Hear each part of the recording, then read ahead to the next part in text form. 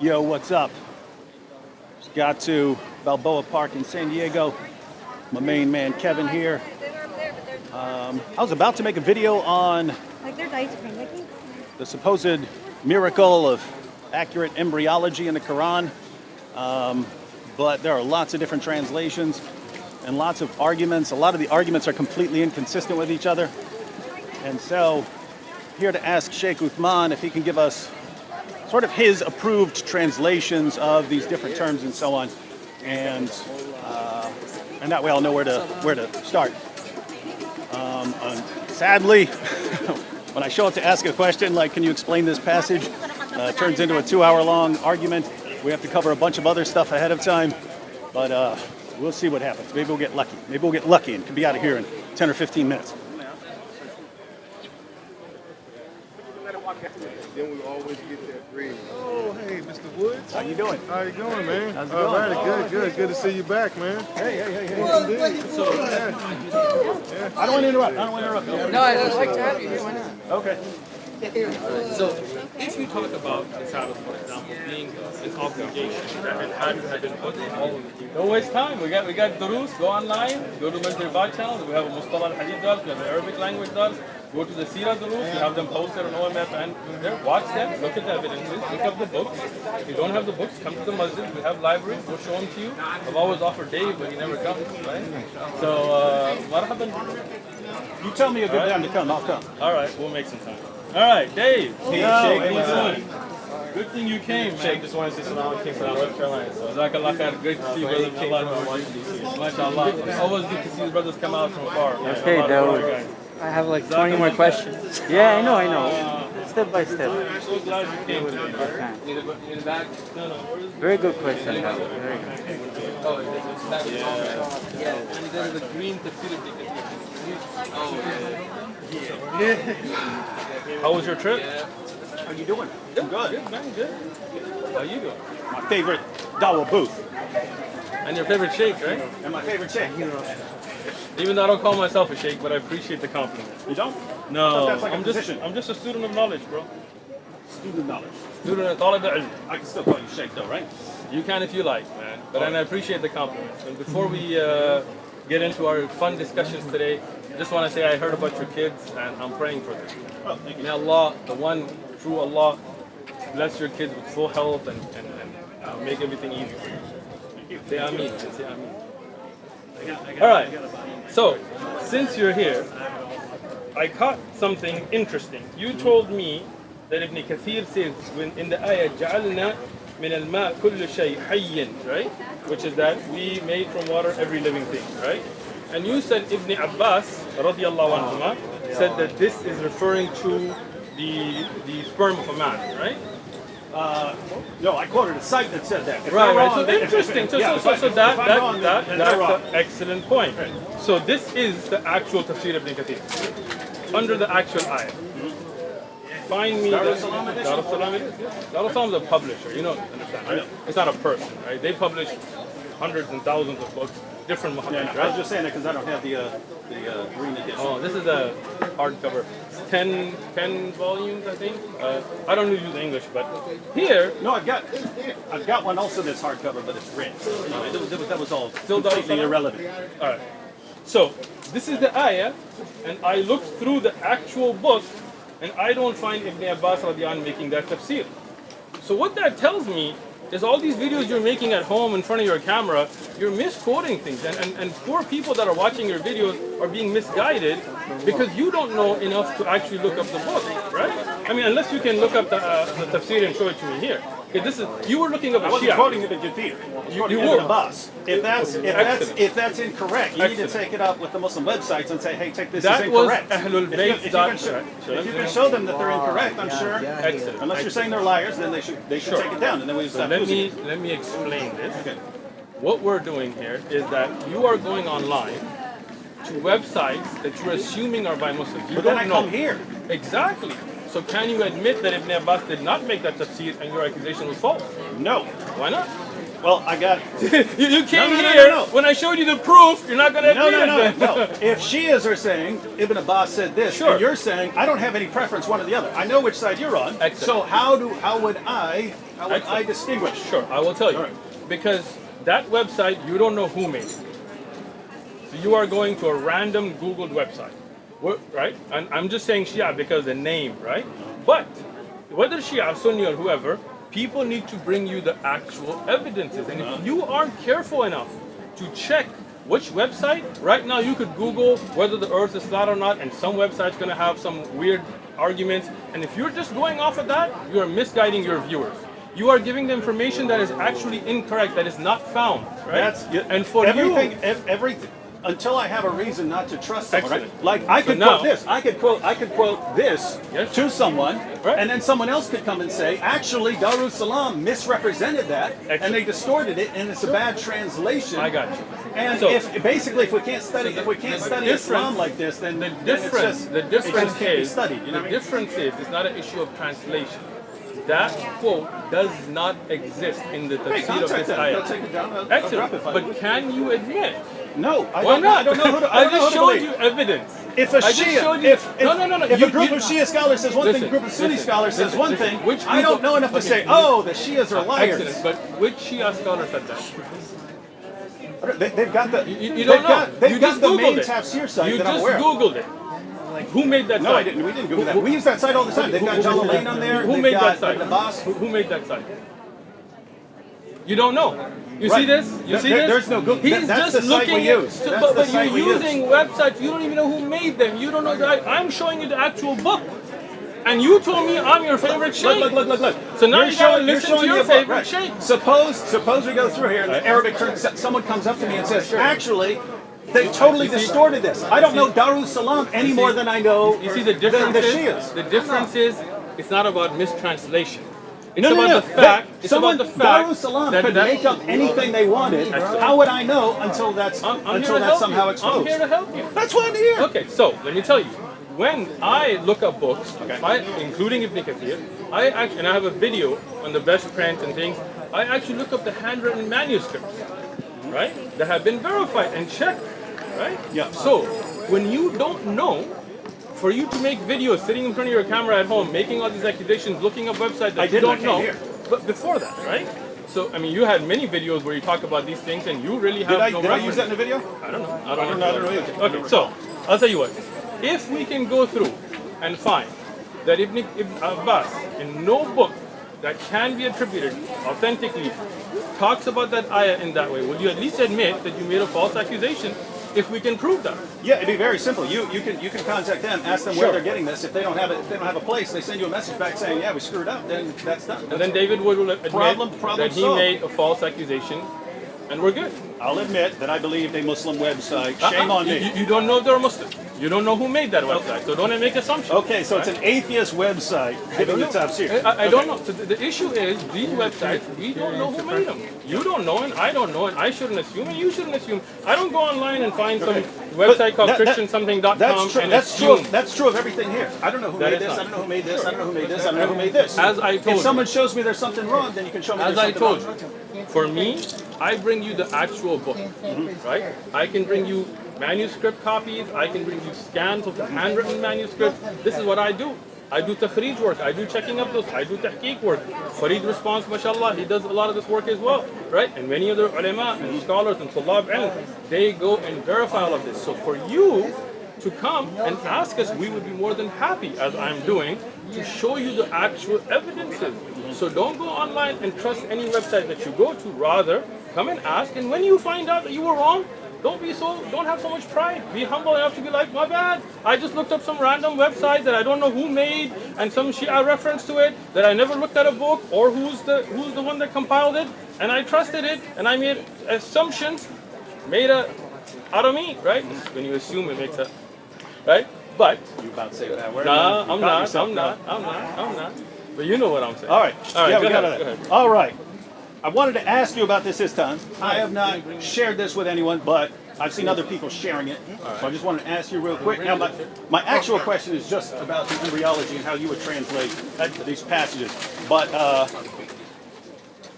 Yeah, since everyone's sharing this, Who's everyone? a bunch of people. Oh, You've seen people sharing this. Muslims who don't like you and Christians who don't And like there are you. Muslims that don't like? There are some. Very weird. So, my main question was just: is that Photoshop? Is that a photo? Is that a Okay, Photoshop? so let me explain it to you. Okay. First off, you want me to read it? Or? I'll go ahead and read Go it. ahead. So, someone named Mansour Maliki, who doesn't seem to like you, or me, he doesn't like me either, Oh, okay. said, so to be absolutely, he's talking to you, he says, so to be absolutely clear, you agree that jizya should be imposed on all disbelievers, and if they refuse, they should be fought and their women and children enslaved. And you replied, at least according to this. Sure. Again, I don't know, Photoshop. You could I post. got you. You could post them. I mean, you could ask me, David, do you like mashed potatoes? I say yes, and then you could switch the question to, Happens all the David, time. do you torture puppies or something like that? You Right? torture puppies? No. See, I'm glad it's you don't. Photoshop, right? I agree. So he asks, do you agree that jizya should be imposed on all disbelievers, and if they refuse, they should be fought and their women and children enslaved? The response here is, of course, and I have already made all of this clear in my durus, but you never reached out to ask me. So the relevant questions would be, is that photoshopped or something, or is there something else in the discussion that I got would you. clarify that? This Keep is in on- mind, saw this a while back, did not share it with one person because I was like, I know I'll be talking to you, so I might as well I ask like first. it. Good. First thing, there's been a clarification posted on Twitter. I had given up all my social media, right, which I did not respond to that personally. You're not on social media? I am not on social media. Okay. Even the Twitter post that you're looking at, if you go to the actual Twitter page, there's a post on there that clarifies that I am not the one who runs the Twitter page. Right? I created that Twitter page originally as Abu Kutub just to explain books. What I used to talk about is this is the book, this is the best manuscript, this is the best tahqiq, this is the best print, this is what's coming up, this is the benefits. When the traffic picked up so much that I couldn't keep up, I gave it up, right? And there was a post posted on Twitter to clarify. Okay? So that tweet was not from me personally. It was from my Twitter account, right? And there were other things done on that Twitter account, like some tweets which I did not agree with, and we made that clarification on Twitter, right? So we clear about that. But if you want to talk about jizya, I'd be more than happy to discuss it. Yeah, sure. So, wait a second. So, Go ahead. someone who works for you and controlled this Twitter Does not account work for said- me. Somebody who volunteered to take care of the Twitter account made that post, and as I disapproved of it, he deleted it. So you disproved it. It got deleted. Yes, and that's So why. you do know. So just to be clear, Yes. because I want it clear, because people good. are I like people clarity. are sharing this, right? I know, yeah. And I think And we've already made it clear, but haters gonna hate, right? What you yeah. gonna do? Well, I mean, keep in mind because I found this from experience too. You know, you can say something about me and I can post a response. It doesn't mean everyone pays attention to my response, right? Just like someone can come after you. Sure. Not all that person's followers are going to see your response. You know what I mean? Well, I appreciate So- you making this clarification for me. Okay. So, just to be clear, you do not believe that jizya should be imposed on all disbelievers, and if they refuse, they should be fought and their women and children enslaved. No. Right? But there are ahkam and places where jizya is implemented. Not all disbelievers. For example, when you have, I'll just give you a short example, right? For example, if you have Ahlul Dhimma that don't have the protection that's been given, there is no jizya, right? If there are Ahlul Dhimma that are not living under your Sharia, there is no jizya, right? So that cannot be blanketly used in that sense. Has that been explained to Mansour Maliki? I don't know who Mansur Maliki is, and if he wants, like, he can come and ask me directly. He didn't, so that means there's somebody who's just out there trying to cause. He doesn't like either one of us. He said, when he posted this, he said, Uthman Farooq is actually a pathological liar. When with Christians, he'll deny things like offensive jihad and slavery, but when with Muslims, he'll affirm it. Him and David Wood are both vile. So we don't like either one of them. So So, let me. you got it. Hold on. Let me. He replied, pay attention. Pay attention. Mansour. Mansour is a troll. Nobody cares who he is. Is he but Muslim, I have Muslim, it's right? probably some atheist out there trying to be a troll. I don't know. Don't Stop care. trolling. Now, but just a clarification of that as well. I have never denied that there is anything called offensive jihad. Right? That's a lie from him, and if he can bring evidence, I'd be more than happy to see it. Right? I have never changed my views in front of Christians and Muslims. Everything I say is recorded. Everything I say in the masjid in front of Muslims is recorded and posted. Everything I say to you is recorded and posted. These are just haters, right? These are people of hasad, and that's why they want to. If this was somebody who wanted good for me or you, obviously they would reach out to me and you privately and ask us how we feel, and as we would explain it to him, make that public. But instead, he went and even though there was a clarification posted that this was not from me, and that tweet was immediately deleted when I saw it, even then he continued to post it because these are trolls, right? Islam has rules and regulations for defensive jihad and offensive jihad. There is rules and regulations for Ahlul Dhimma. I have a whole video that I talk about Jizya. So for him to say that I changed this is just his ignorance of knowing me, right? So Okay, I'm glad so you made that clarification. Yeah. Now you offered to explain jizya real quick. Is there Go for it. a short version of it? Sure. Okay, what's jizya in a nutshell? Excellent. So, as a Muslim, we do believe that we have rules and regulations that Allah has ordained upon us, and we do not enforce our religious practices on others, right? So, we have zakat, for example, right? As a Muslim, living in the Muslim state, we have zakat. Zakat goes into Baytul Mal. You know what Baytul Mal is? What's that? I'm here to help you, bro. No problem. I'm your Shaykh, right? All right. So, the Muslim government has what kind of like what you would consider treasury, right? And in Islamic form of governments, we don't have taxes. So all you libertarians become Muslim, right? So what we do have is we have zakat that comes in from Muslims. That is a religious obligation. And that goes into Baytul Mal. And there are certain categories of people and projects that goes toward, which are lined out in the Quran and the entire book of stuff on it. Now, we don't enforce that on non-Muslims. Right? Like here in America, for example, you pay taxes, I pay taxes, right? But as under a Muslim Khilafah, we don't have taxes. How does the government get that revenue? From Muslims, they get it through zakat. If we were to enforce zakat on non-Muslims, then this would be putting a religious obligation of Muslims on them, and we don't want to infringe on their religious rights. So they have jizya. Jizya is only given when they enjoy benefits from the Islamic government, meaning protection, police service, whatever else. Well, you look confused. All up in the sky. I'm thinking about what you just said. Think. Ponder upon it, bro. I got you. So, jizya is they're paying into the Islamic government's functions for the services they receive. For example, in America, you pay taxes, right? I don't know which state you're in, depending how much taxes you pay, but in California, we pay a lot of taxes, right? But the government says, hey, you pay your taxes, we give you police service, we give you roads, we give you the military, we give you these protections, right? Now, as a non-Muslim living under Muslim rule, you will get those benefits, and as you get those benefits, you will pay into the system. Okay? Now, if we didn't, then it would be a hardship that would be borne only by the Muslims who would be paying zakat, and non-Muslims would not be paying into the government's functions. Right? If, and as it has been during times of Islamic history, that those functions are not delivered, jizya is not taken. There have been times, like during the time of Umar ibn Khattab, where jizya was returned, right? So this is their taxes that they pay into the services they receive, which I think you would think is fair. Yeah, well, the reason I was The reason, go ahead. a little inquisitive there. So I was thinking, so Muhammad said, my livelihood is under the shade of my spear, and he who disobeys my orders will be humiliated by paying jizya. And so he describes it as humiliation. So Muhammad describes it as humiliation. One second, I just wanted to quote Ibn Kathir on the same issue. So Ibn Kathir, paying jizya. Which ayah are we looking at? This would be on 929. Paying jizya is a sign of kufr and disgrace.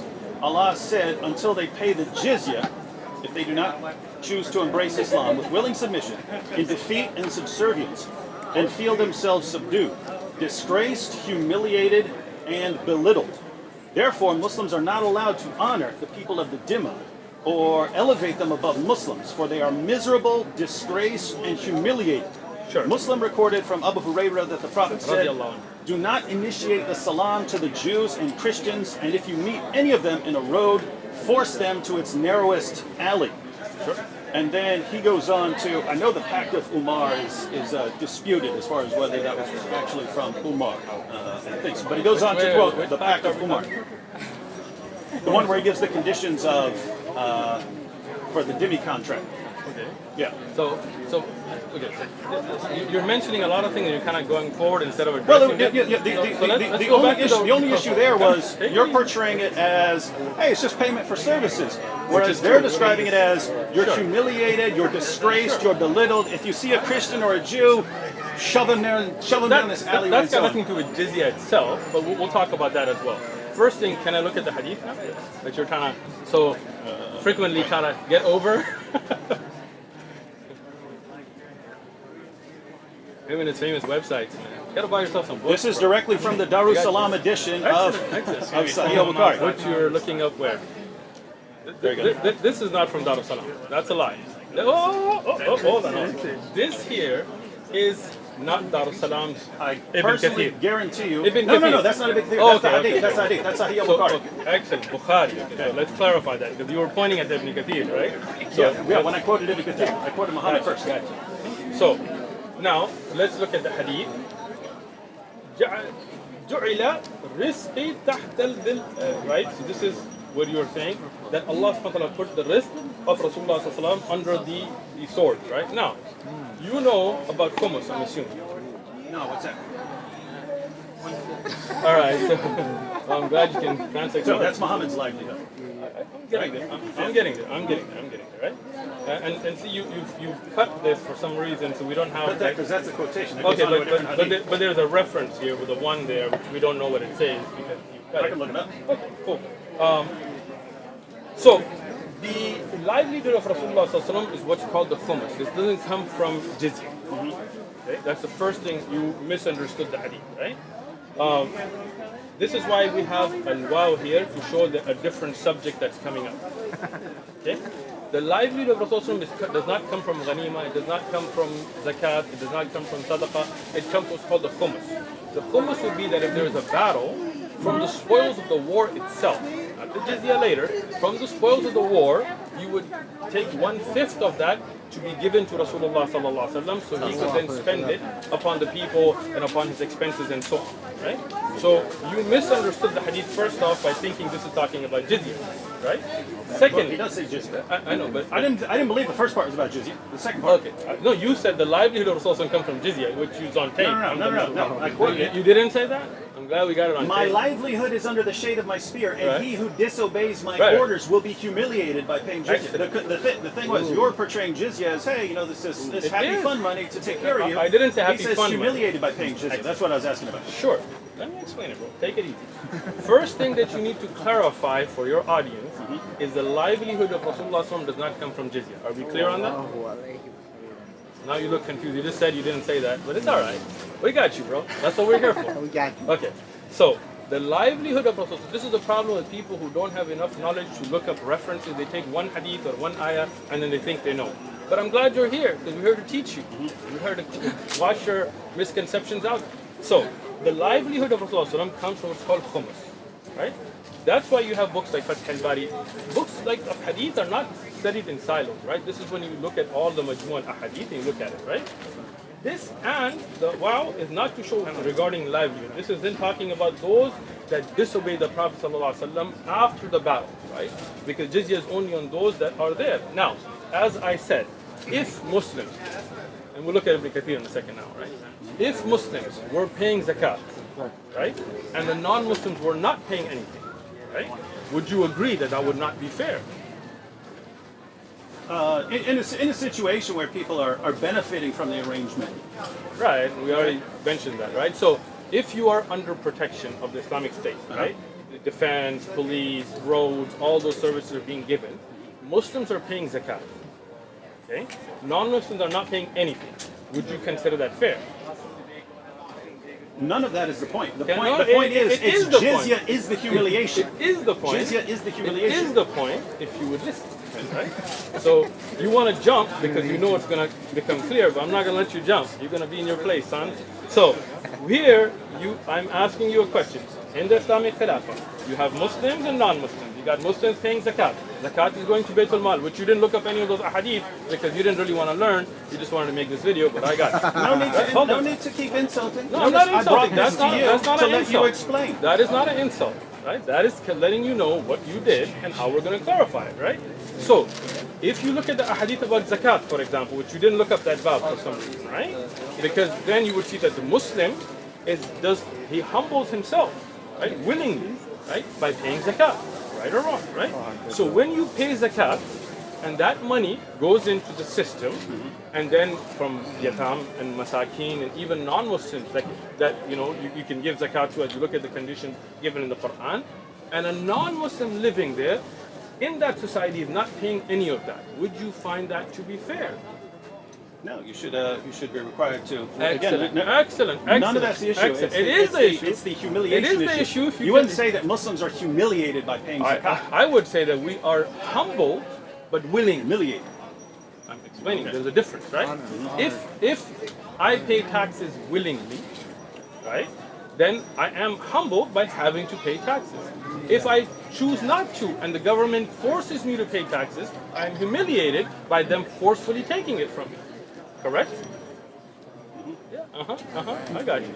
So, when you're living in a Muslim khilafah and the Muslim pays zakat willingly, right?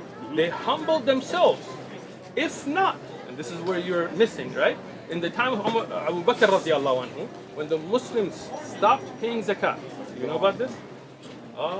Son, you don't watch my videos. Wait. You don't watch my videos. Go over that again. In the time of Abu Bakr radiallahu anhu. Oh, okay, yeah. When there was the apostasy wars. So there was a And Ridda they war said- against yeah. Musaylim al-Kadhab, but that was Yeah. a different issue. They refused to But- pay zakat, and No. Abu Bakr said, if they refuse to give me even a rope that they used to give Muhammad, I'm coming to fight. You will humiliate them by taking it from them. Right? Even though those were people who made salah, who prayed, who said they were Muslim. So what is the humiliation is they were forced then, because they weren't willingly given. Right? So here in the hadith, it clarifies that as well. As a Muslim, I'm not humiliated with zakat because I pay zakat willingly. If I do not, then the Khilafah will force me and humiliate me by forcefully taking the zakat because that is the haqq, that is the right of the poor. But Ahlul Dhimma, that would not be paying, then they would be forced to pay the jizya because it would not be fair, as you have already agreed. So that is the humiliation. So when Ibn Kathir says, So let's get to Ibn Kathir. Let me he says paying jizya is a sign of kufr and disgrace. So, what website is this? You and your website. If you had told me, I would have brought Ibn Kathir's actual book, the can bring it. volumes. But This is the same as Darussalam. This is Dar es-Salaam trend?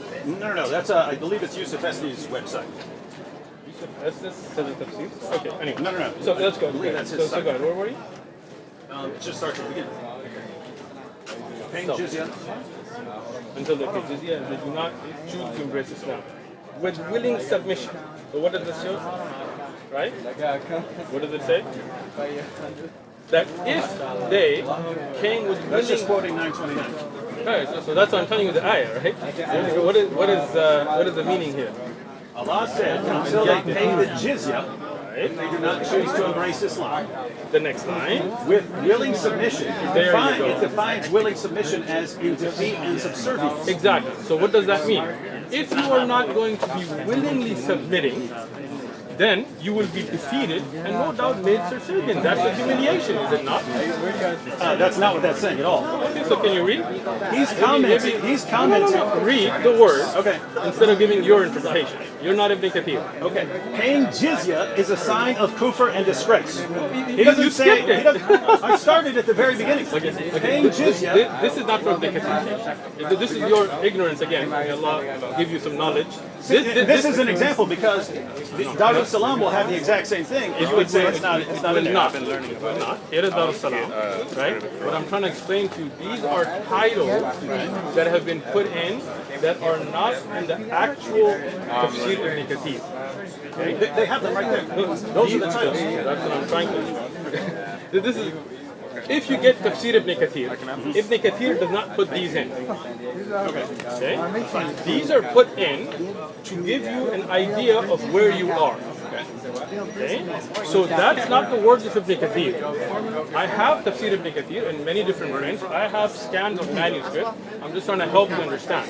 this here is a title put in, because the way Ibn Kathir works, it doesn't go ayah by ayah, right? It takes a sort of chapter. So the printers, whoever put this in, they put that in. Here, Allah says is where Ibn Kathir begins, which is the ayah. When you read the ayah, what you were skipping earlier is the willing submission. I never skipped it earlier. Okay, let's read it. Read it from the beginning of the ayah. Allah said, Yeah. until they pay the jizya, Yes. if they do not choose to embrace Islam. Right? Notice, it doesn't... Keep going. If they Keep do not going. choose to embrace Islam, Right. with willing submission, There you go. in defeat and subservience. Exactly. So he's describing willing submission as defeat and subservience. No!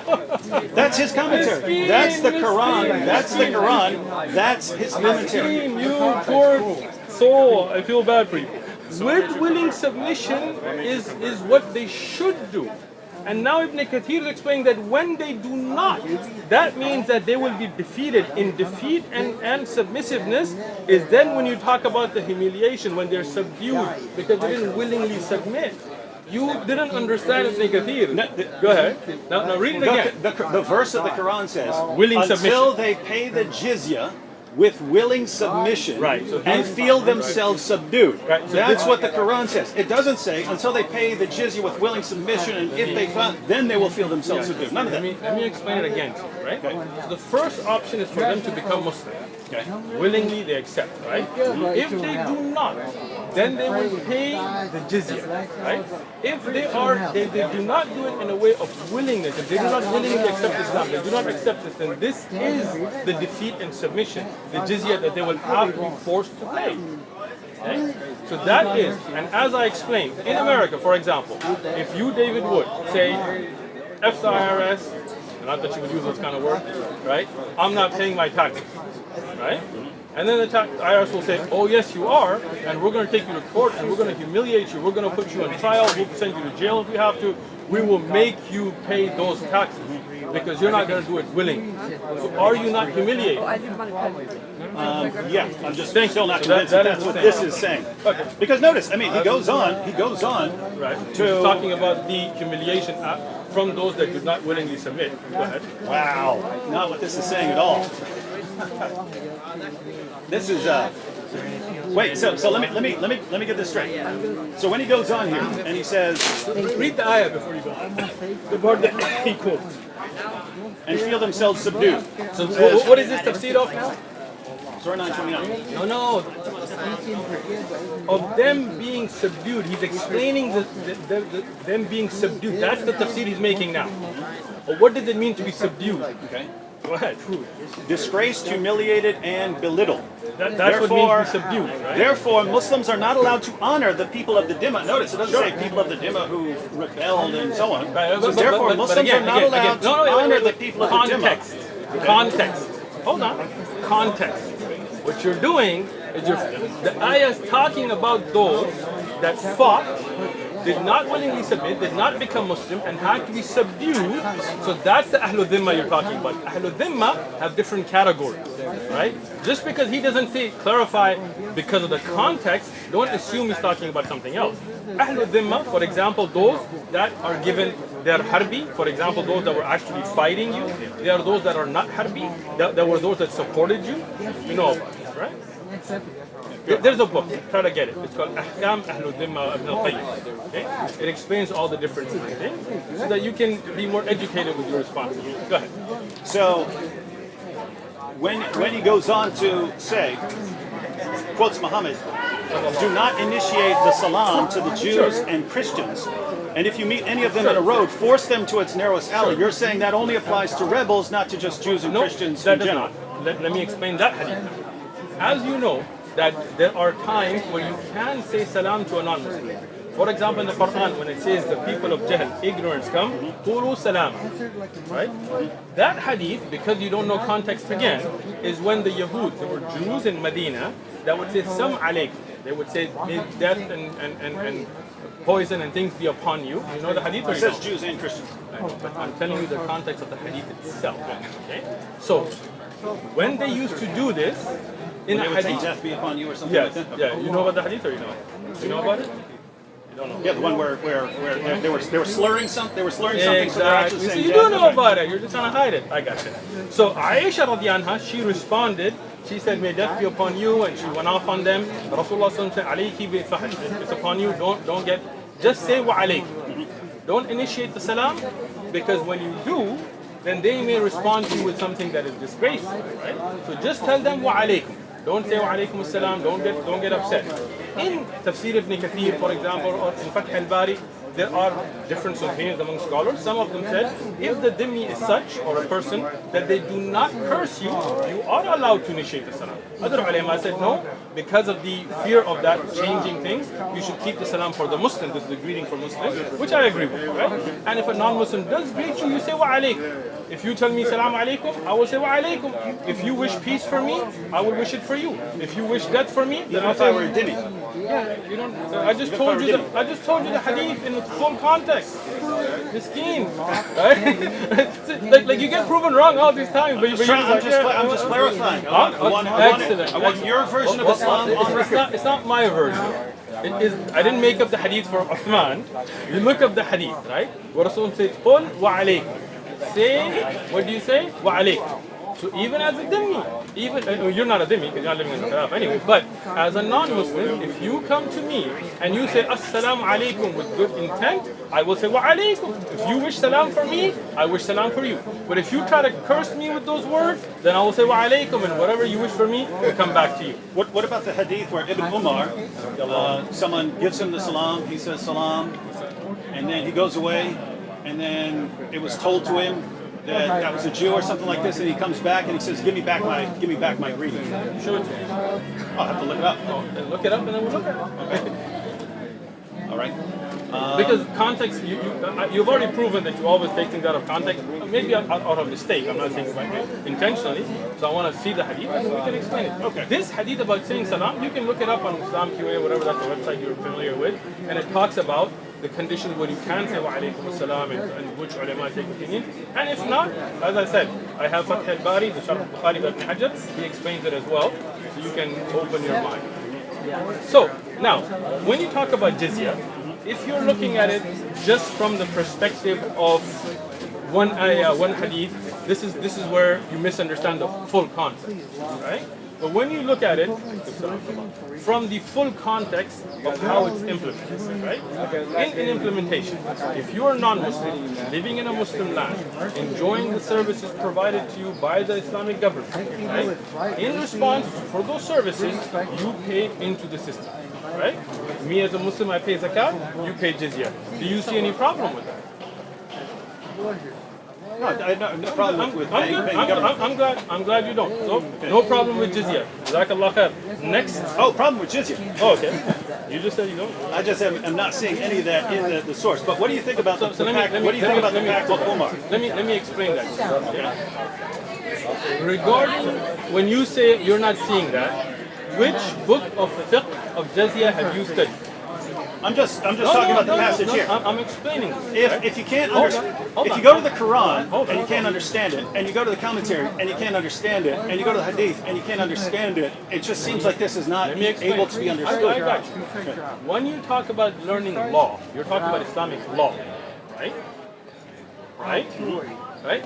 You do not say, as David, that you just pick up one book of law from anywhere and then you will have your own understanding, right?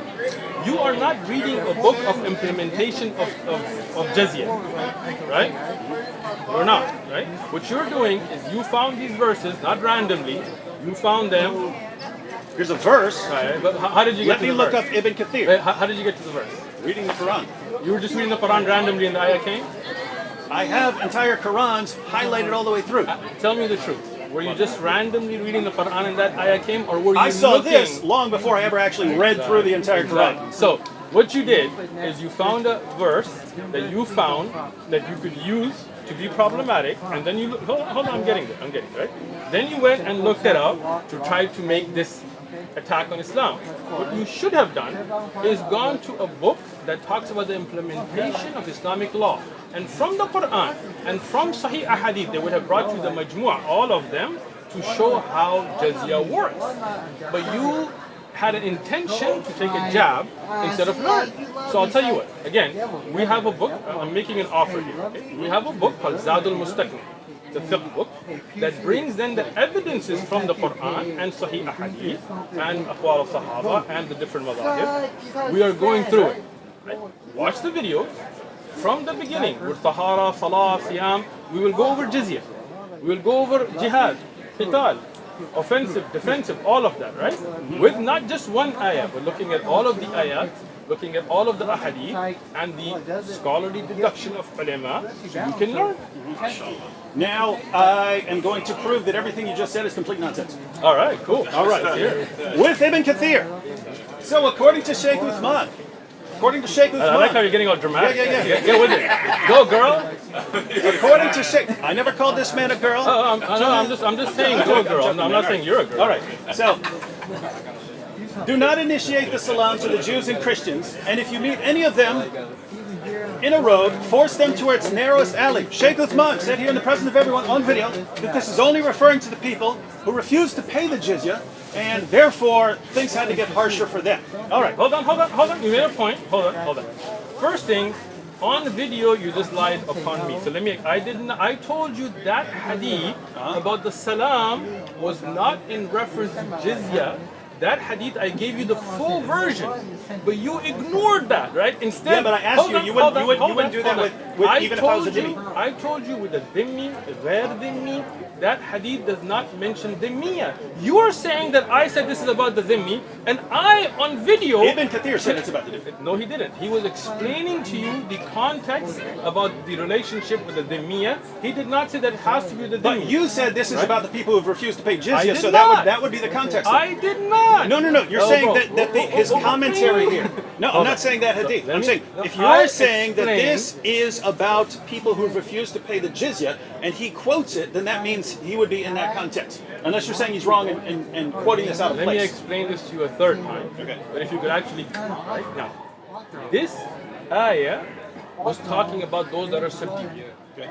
Past that, Ibn Kathir is giving you general context. Okay. Right? All now, right. I made it very clear that this hadith was not about a dhimmiya, but general, and I gave you the reference about the hadith of Aisha radiyallahu anha, Yep. and you ignored that. I'm fine with that. No, I got that. I thought you were also applying it. I stand corrected, but Ibn Kathir is still going to correct you here. That few minutes of him saying that he's going to destroy everything I said, he We didn't stands get to it. corrected. We didn't even get to it. All right. Get to it, bro.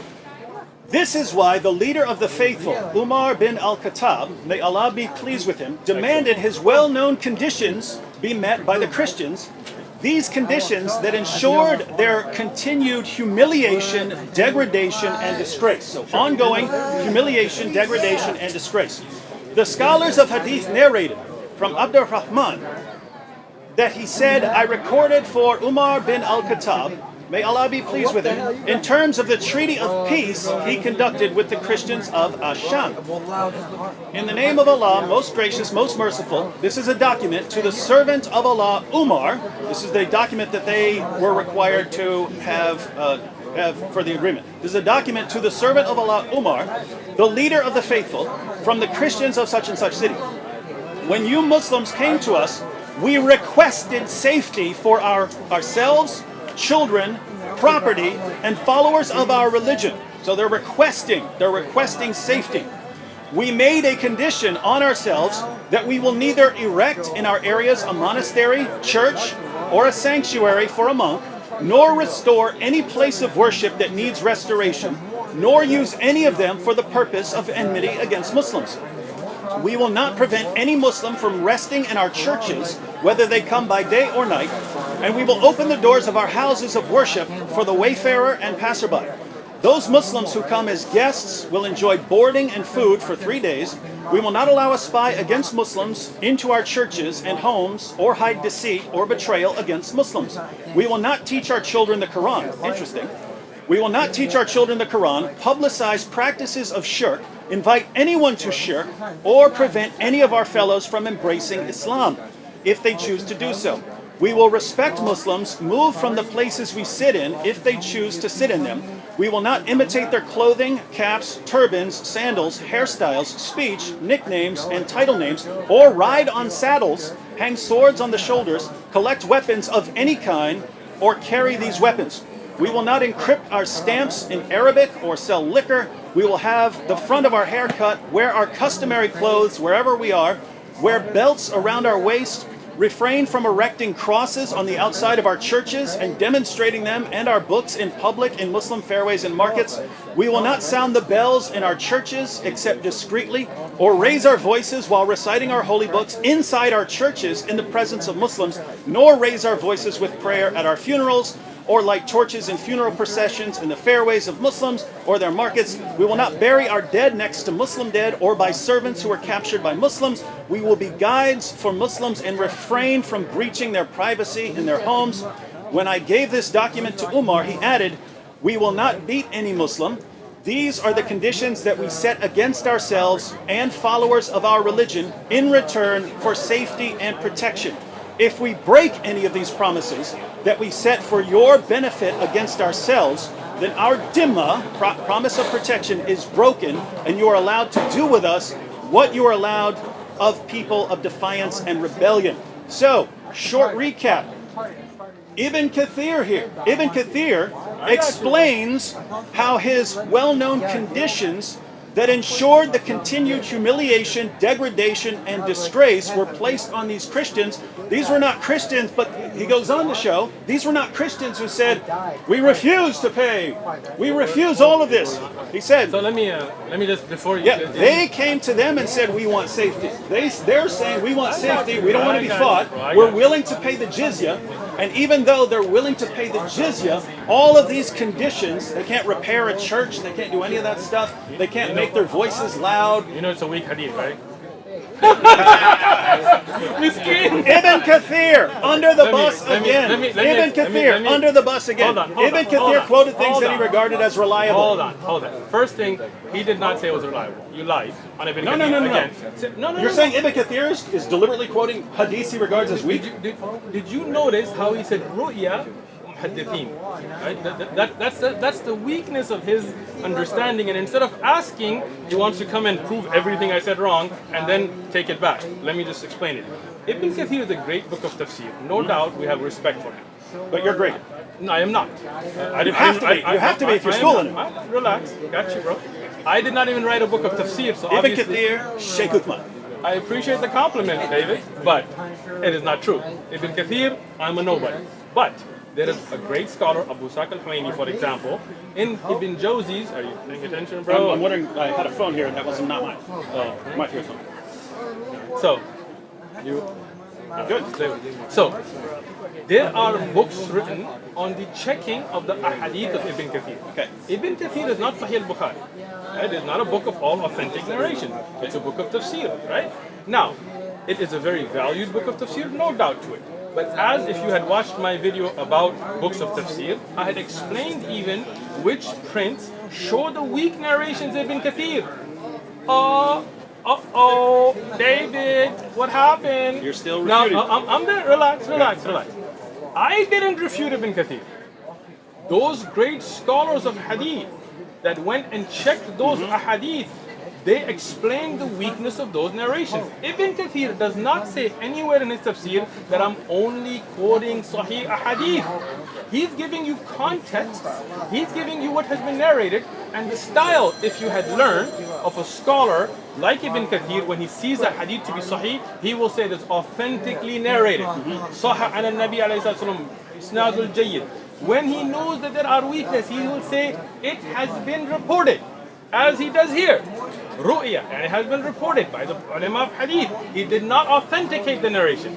If you had come and asked, I can show you the original checking, and I can show you those great scholars of Islam, not me, who showed the weakness in these narrations. There are many ahadith Ibn Kathir quotes and then mentions they're weak himself. Right? Because you have not learned, you assume things again. Right? So this narration, and again, he says that's weak? he does not say it's weak, but in his style of reporting it, he points out that there is a weakness. That's why he doesn't say Sahih an al-Nabi, it has been authentic from Umar ibn Khattab. Rather, he says Ru'ya, it has been reported. Right? Now, if you like to get a takhrij of Ibn Kathir, and we have many, then you can go look at the narration, where it's originally from, and the weaknesses in its change. You're welcome. Not quite. I Because just said you're welcome. when Ibn Kathir is talking about jizya at the beginning of that passage, Wait, you don't understand that hadith of a week. You understood that part, right? I'm And you saying- just went on that big tirade on a weak hadith. I don't care whether it's weak or, Just weak like or your not. I Tirmidhi care how hadith. Ibn Kathir is using it.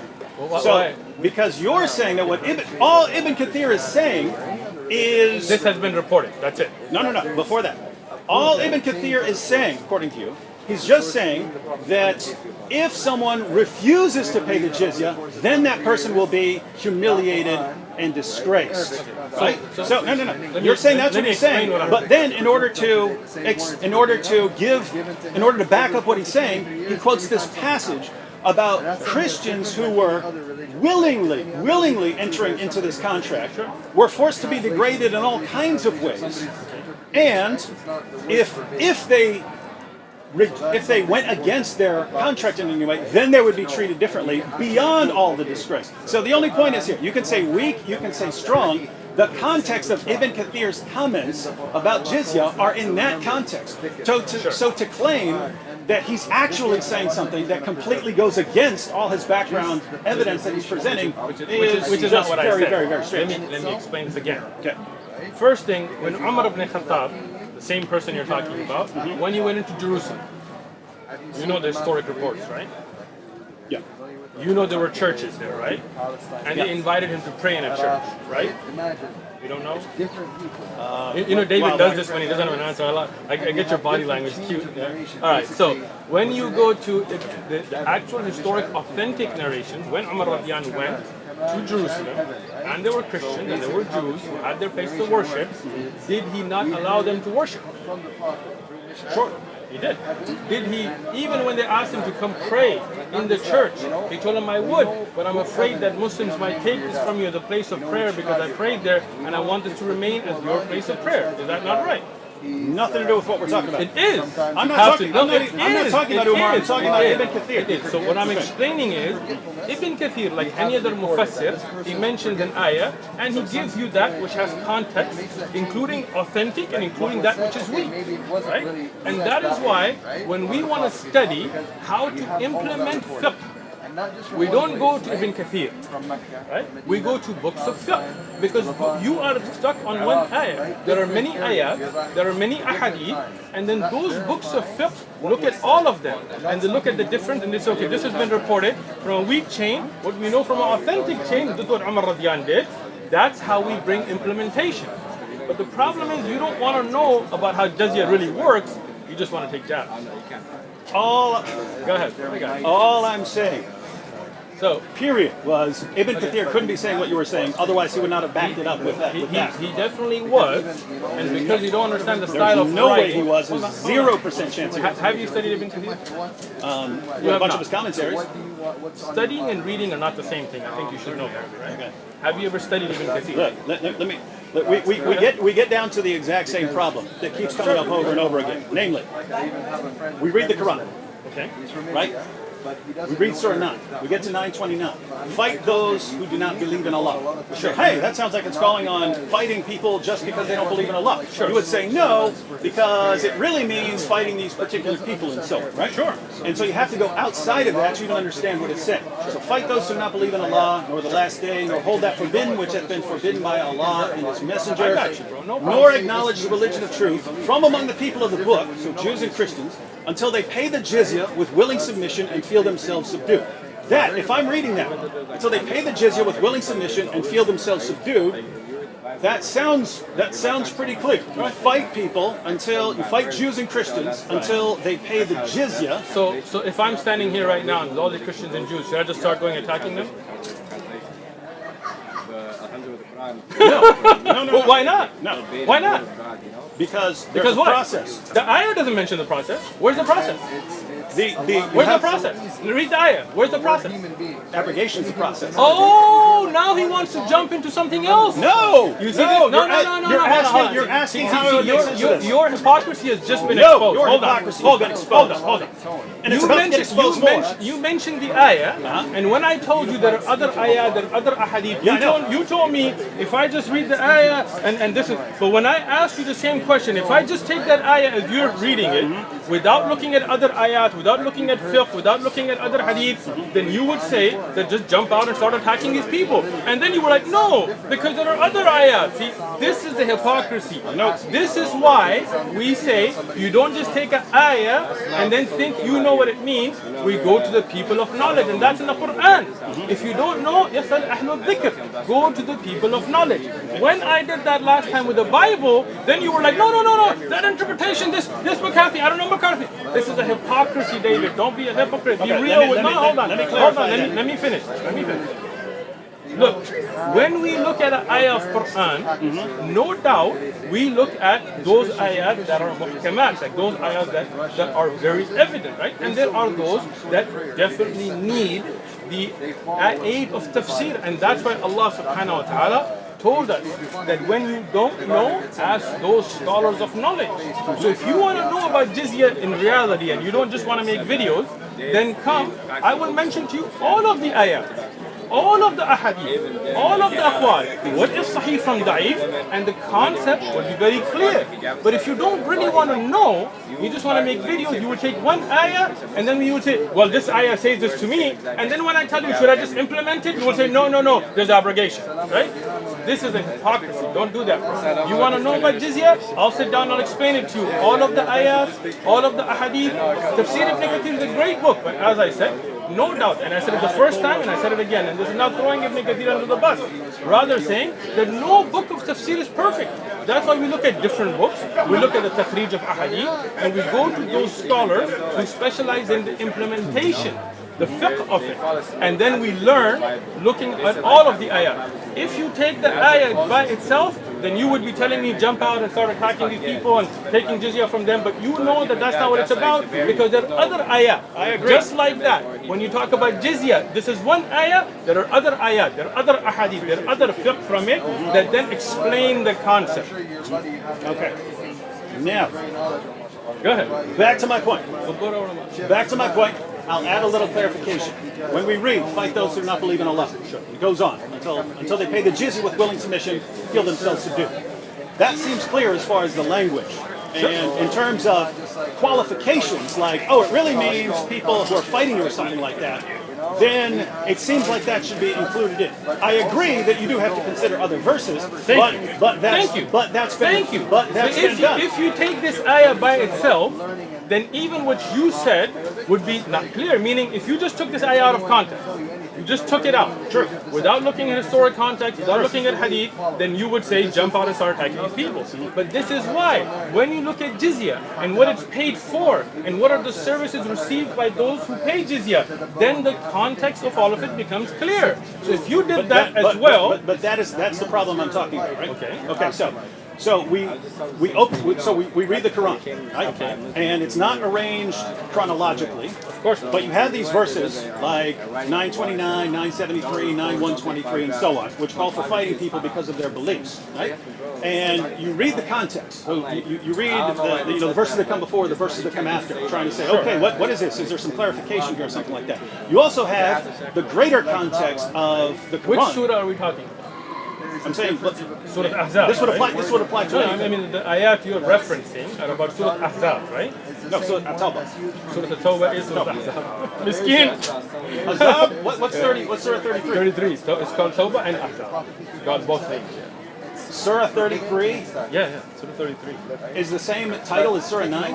I've heard Ahzab and At-Tawbah. Surah Al-Ahzab. I've also heard Barak for Surah 9. Surah At-Tawbah is also regarding the battles, right? We're talking about the battles that happened, right? Or not, right? I'm just saying. I'm talking about, sorry. I'll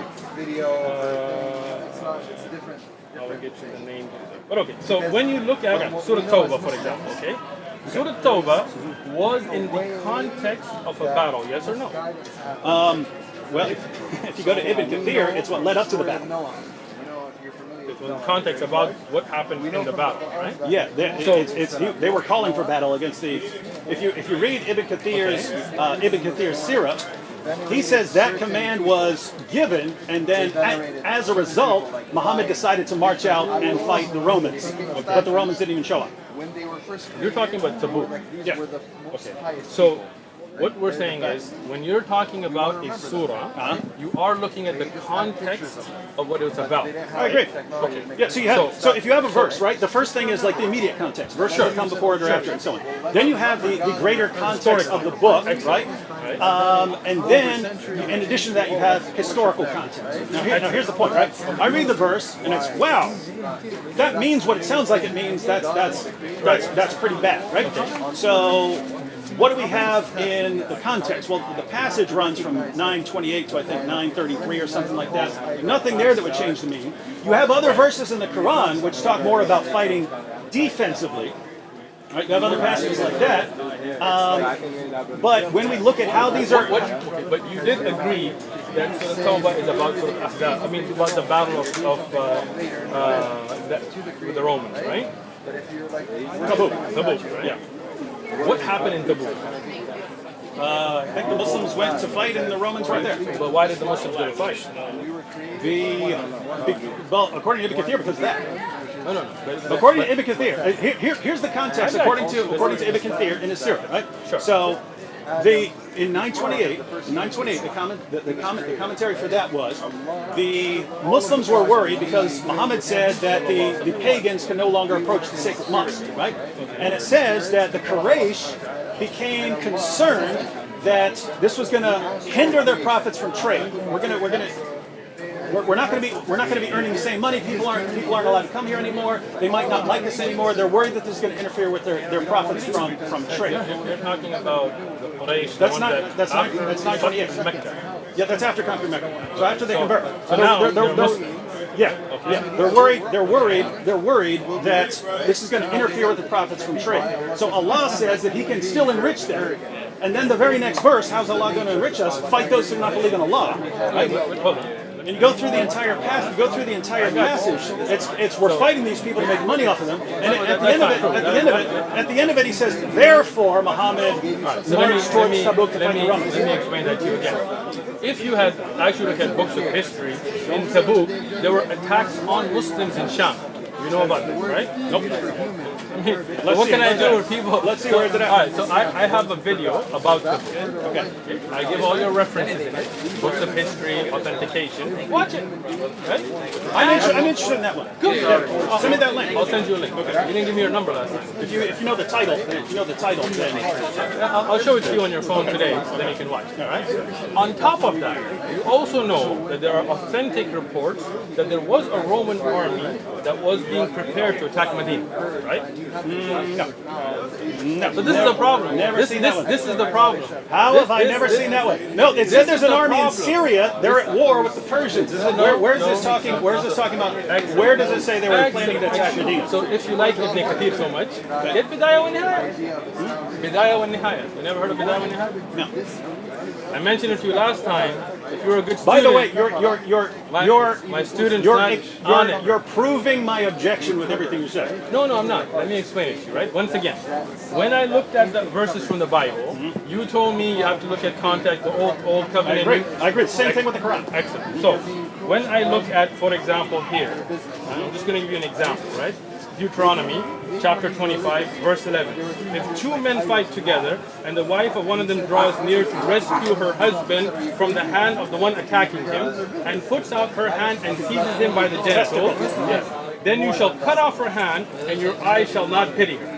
So if I was to read up and down this verse, in this chapter, I do not find any context other than that that's what we should do, right? But then you will tell me this is the old covenant and the new covenant, and then this writer said this and this, right? So you will take me to other than the chapter itself and the verses around it to explain it to you, right? But when I do the same for you about Quran, the hypocrisy comes out, right? Here, okay, show me here. Why can I not do that today? No, show it to me here. Do you remember? Do you remember? Because it's in the Quran. Okay. Where the Quran quotes a Jewish teaching. Surah 5, verse 32. Okay. If anyone kills a man, except for certain things, That is not it's a as Jewish if teaching. it's as if That he is killed not a a man. Jewish It's in the teaching. Talmud. It's in the Talmud. If it's in the It's a Talmud- Jewish teaching. You Let can say me that is explain. definitely a Jewish teaching. Let me explain it. In the Mishnah Can I Sanhedrin, explain? chapter 4. Can I explain? Okay. Look, I let you speak. You let me speak. That's the way it works, right? When you say that ruling can be found in Jewish scriptures, I have no problem with that. But that is a ruling in the Quran. Yeah, that's not the Hold point. on, hold That's on. not the point. The point was whether you're aware. Let me finish. In the Quran, that is not taken as a Jewish ruling. That is the hukm of Allah that Allah has ordained upon us. Okay? And we believe in that hukm. Right? You trying to run away from answering the verse now.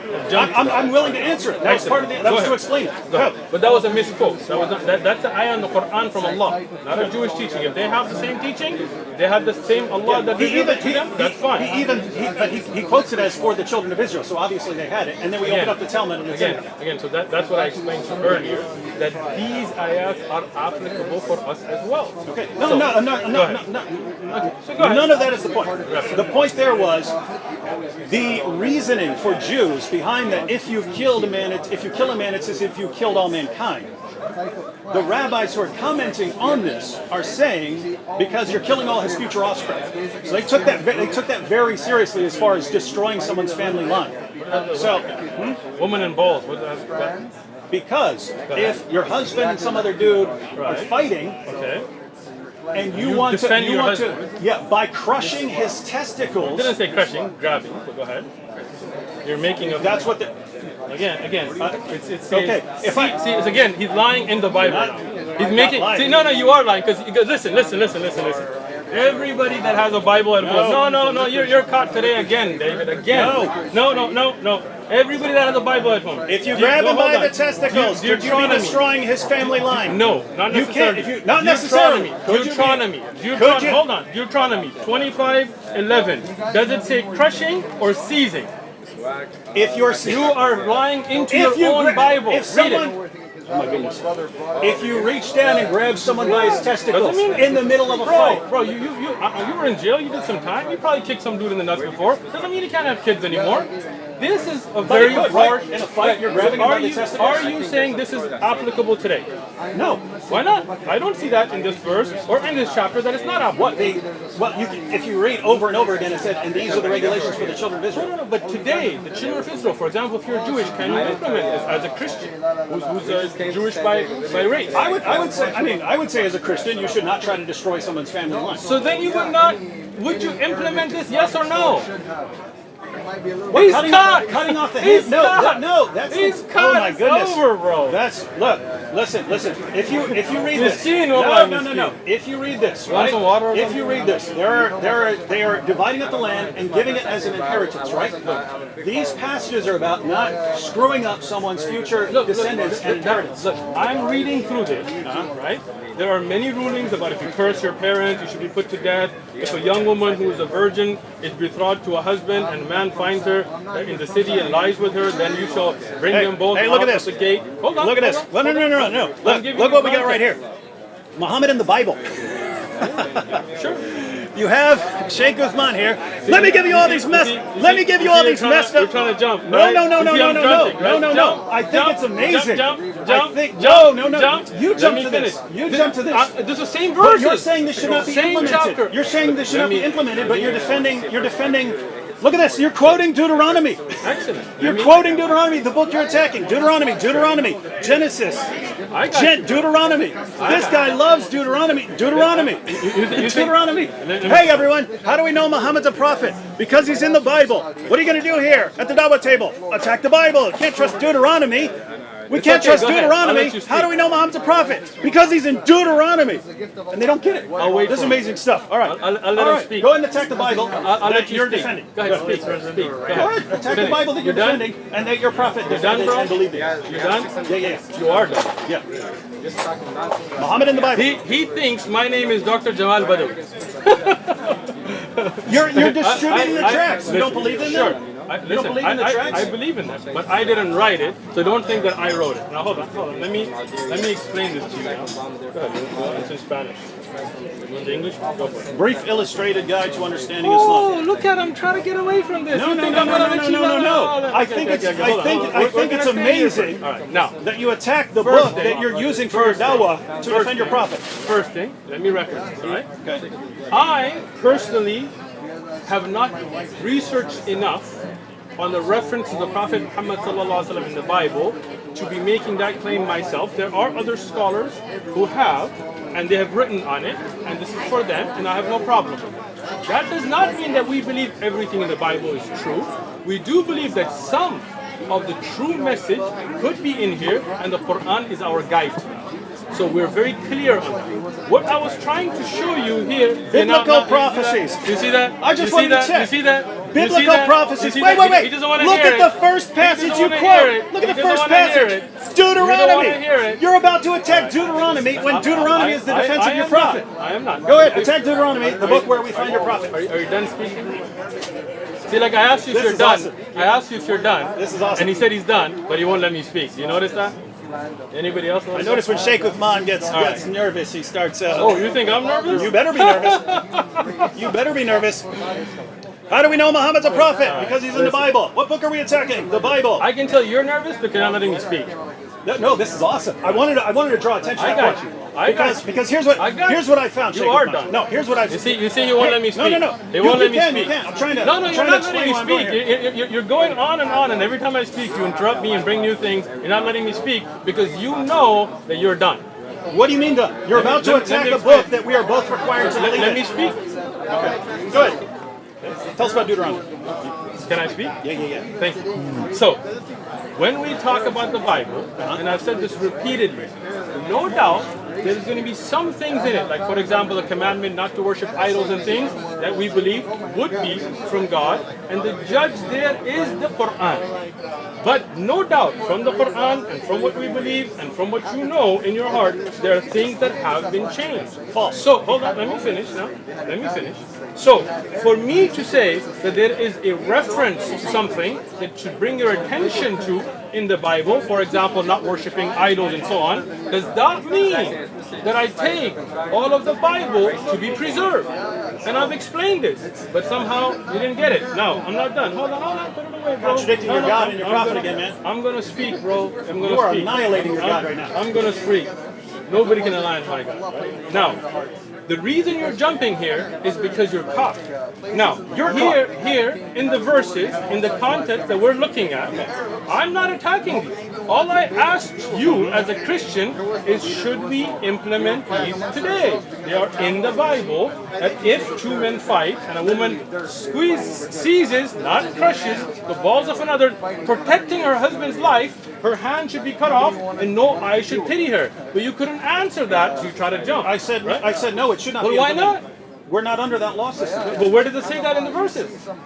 Have you read the rest of the Bible? Oh, Go to exactly. Jeremiah You 31. see that It talks now? about You your see that now? covenant. When I was telling you about the ayah, hold on. When I was telling you about the ayah, you told me I read the verses before it and after it, and when I told you about other ayat, you were like, that's the problem, is you keep telling me you gotta look at other ayat and other hadith and other. I did not. I agreed with you. But I agreed with you. Here, hold on. But here in the Bible, Now you're just lying in about the it. Bible, I am not. It's on tape. Don't worry about it, bro. That's a good thing about recording. I said you go to the other verse. I said you have the close context and you have the wider context. You go to the entire book. And I said you got the historical So when I context. talked So about I said Jizya, there's all three contexts. so when I talked about Jizya, and I talked about the other ayat and the context from the ahadith and what Umar Khattab did, you told me that's a problem with Islam. It's on tape. It's on tape. You're like, because every time I read an ayah, then you tell me look at other ayat. But when I tell you from the Bible, either you misunderstood me, or I was not clear enough. The point I was making, right? You take a verse. You've got a verse there. Verse sounds clear. Sure. Right? So you'd want to just like the Bible. Yeah, you'd want to examine the context, Sure. examine what the meaning of that is. Excellent. You'd examine all of that if you're saying, is this something that applies today? Sure. Same thing with the Quran, right? Okay. Same thing with the Quran. Excellent. Here's a verse. Is this something that applied to a particular people Excellent. or at all That's times? what I and so said. on? Yeah. I've still never gotten to the actual point. The actual point is, so you have passages like, to you be your religion, to me be my religion, or passages about fighting in self-defense if someone is persecuting Muslims and so on. And then you get to things like fight those who do not believe in Allah. Right? So you look at the context. You do, absolutely. The problem is when you try to arrange these, you can go to the Darus Salam edition of Sahih al-Bukhari. Okay. Go all the way to the very end. So book 9 of Sahih al-Bukhari. You have this essay on how to bring these together by what's his name, Abu Humayd or Ibn Humayd. You heard of him? He was the Chief Justice of Saudi Arabia and the Imam at the Grand Mosque and so on. Okay. So it's Ibn Humayd or Abu Humayd. Bukhari was like way before that time, right? Yeah, we're not talking about Sahih that. Bukhari. He makes an attempt to explain how these passages tie together. Which passage are you talking about? The passages of the Quran. Which like 973, 9123. So this is not in Bukhari then. This is probably like a publisher's note. I promise you I'll make my point. I'm making a point here. But you're interrupting before I even made a point. No, I just want to understand.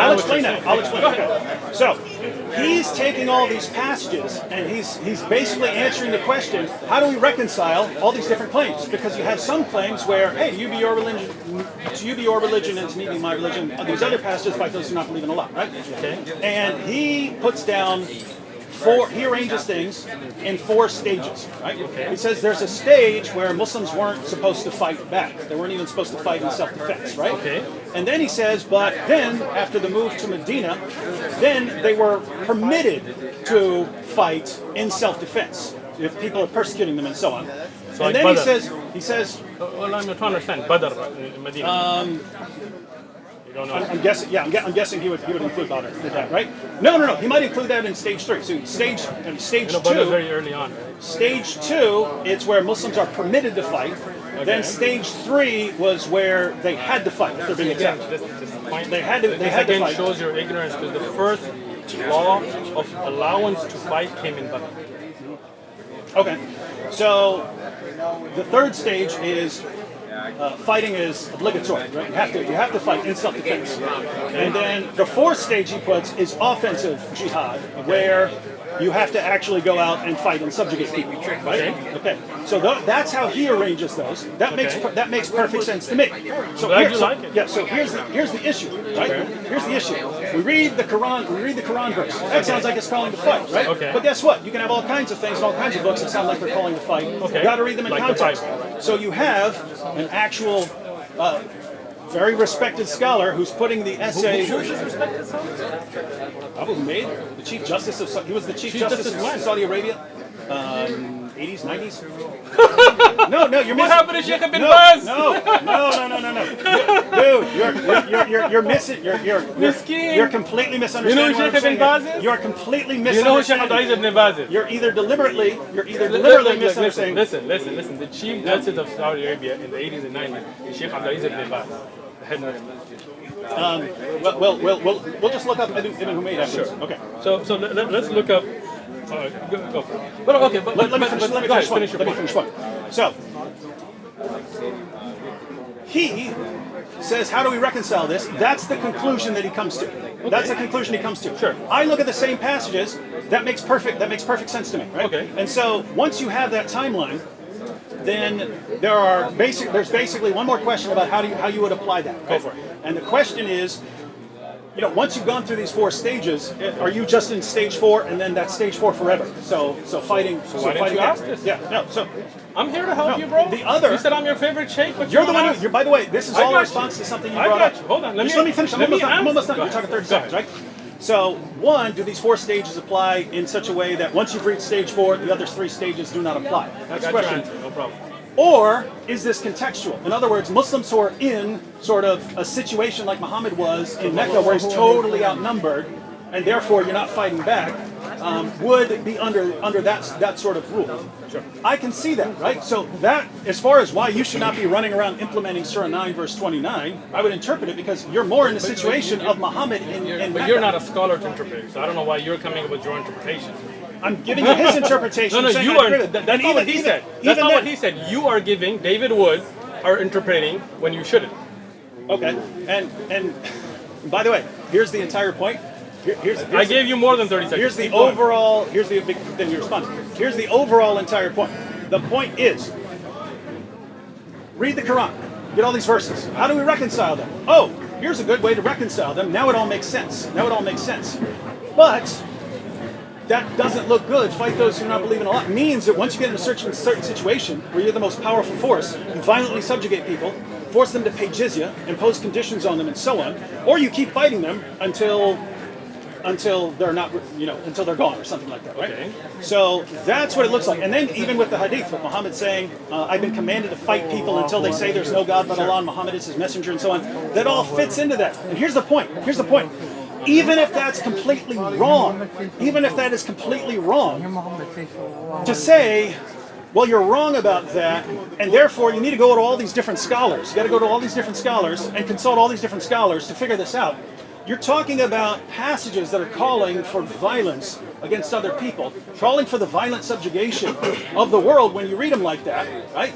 And in order to figure out what Allah is really saying, you have to do all these, decades of research. I did not say that.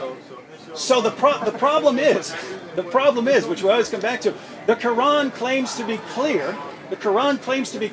We open it.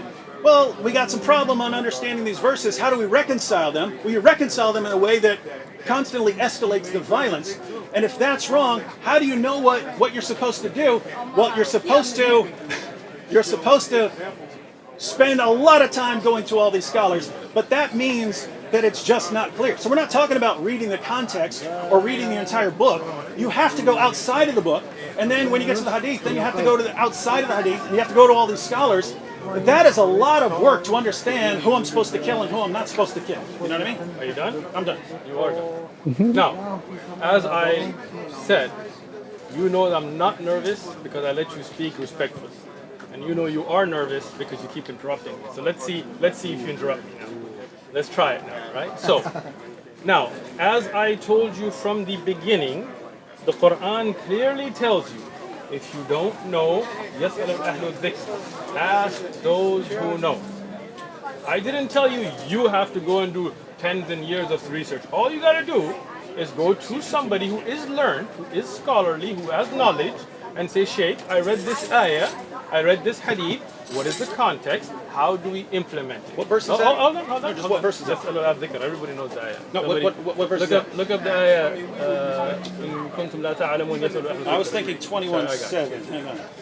Okay, so can I finish now? I just want to make sure that you're presenting that correctly. Yo. But you can go ahead. I'm just going to look it Bring up. the ayah. If you don't know, ask those who know. We memorize the ayat, we don't really look at it.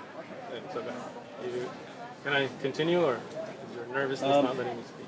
No. right, there I you just go. want to make sure. So as I said earlier, and I continued saying, and you're still not listening, that the Quran gives you the solution from all this confusion, which is, when you don't know something, you don't have to go and study yourself for 10 and 15, 20. I never said that. You put that in my mouth. What I said is you go to the people of knowledge and ask them. So not to Allah. Of course, Allah subhanahu wa ta'ala ordered you to do that. Right? So just like when I asked you about the Bible, you told me read the rest of the Bible, and you told me that this covenant was explained by this, and this by this, and this scholar said this. In that way, when we as Muslims read an ayah, we don't assume from it without understanding the fiqh of it. Okay? That's why we go as students of knowledge to shuyukh, and they spend years, 20, 30, 40 years studying all the texts. But not every Muslim has to. Rather, when you go to the scholars, they, having dedicated that life, will explain to you the answer in 2 minutes. If you, David Wood, had just come to me and said, explain to me jizya, then I could sit with you and give you all the different ayat, all the different ahadith, all the different aqwal, and in a few minutes you would have had your answers. But you didn't want the answer, you just wanted to make videos. If you wanted to know about fighting in Islam, we have whole abwab, whole chapters on jihad and qital, that bring all those verses and all those ahadith that explain what's nasikh, what's mansukh, what's early, what's later, right? So that's not an issue. What you're doing is, instead of looking at the fiqh The implementation, you're trying to go to these verses, and you are not looking up these verses randomly. You are getting these in order to attack, and then you're digging Yeah, from you there. wouldn't do that, right, I Shaykh? got you. I would not. You would not go to the Bible I and would use not. verses to attack, right? Again, once again. By the way, is it- hold on. No, I just want to know, is that the verse you were quoting? With the ask those who possess the message. So the dhikr. Yeah. The dhikr. That's the one you're quoting? إن كنتم لا تعلمون. Yes. Well, this is talking about. Isn't this talking about Christians and Jews? It is not. Before thee, also the messengers. See how who he's trying to sent- change the no, subject now? no. I think this is Can I important. finish what I'm saying and then I'll explain the ayah to you? Okay, go ahead. Go ahead. Thank you. And this is the Yusuf Ali translation? Seriously? You use the Yusuf Ali translation? You don't like it? Yusuf Ali was Ismaili, you know that, right?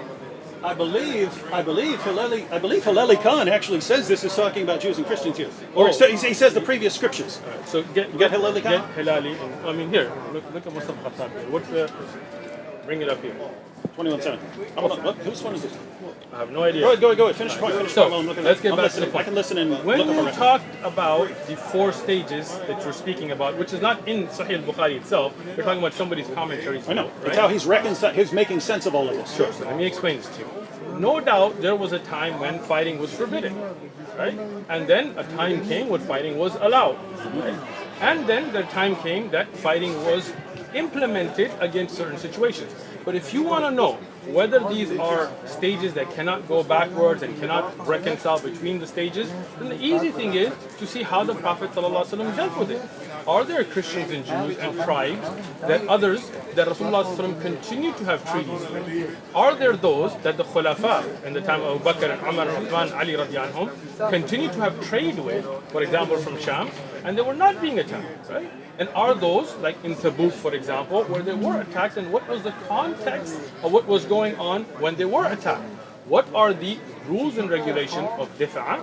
For example, are you paying attention to what I'm saying, or you're just I'm paying attention. smirking away, right? In difa', am smirking, but I am listening. when you are attacked, for example, there is no need for an amir, right? You defend yourself. But offensive jihad, one of the conditions is that you have to have an amir, a Muslim leader that unites and brings the Muslims together for offensive jihad, right? So, if you're in a time where you don't have such an amir, you cannot initiate an offensive jihad, right? Even though you are past the 4th stage. You understand what I'm saying? For offensive jihad, there are different rulings, different amounts of time to give, certain conditions that are done. And even in that time, there is the ability for the Khalifa to make pacts with people, peace treaties with people. Understand? If you look at Abbasiyya and Umayyah and others, they made treaties with other... I'm not objecting. Just clarification. Do you believe there can be another caliph now? Why not? Okay, just asking. How? Why couldn't they?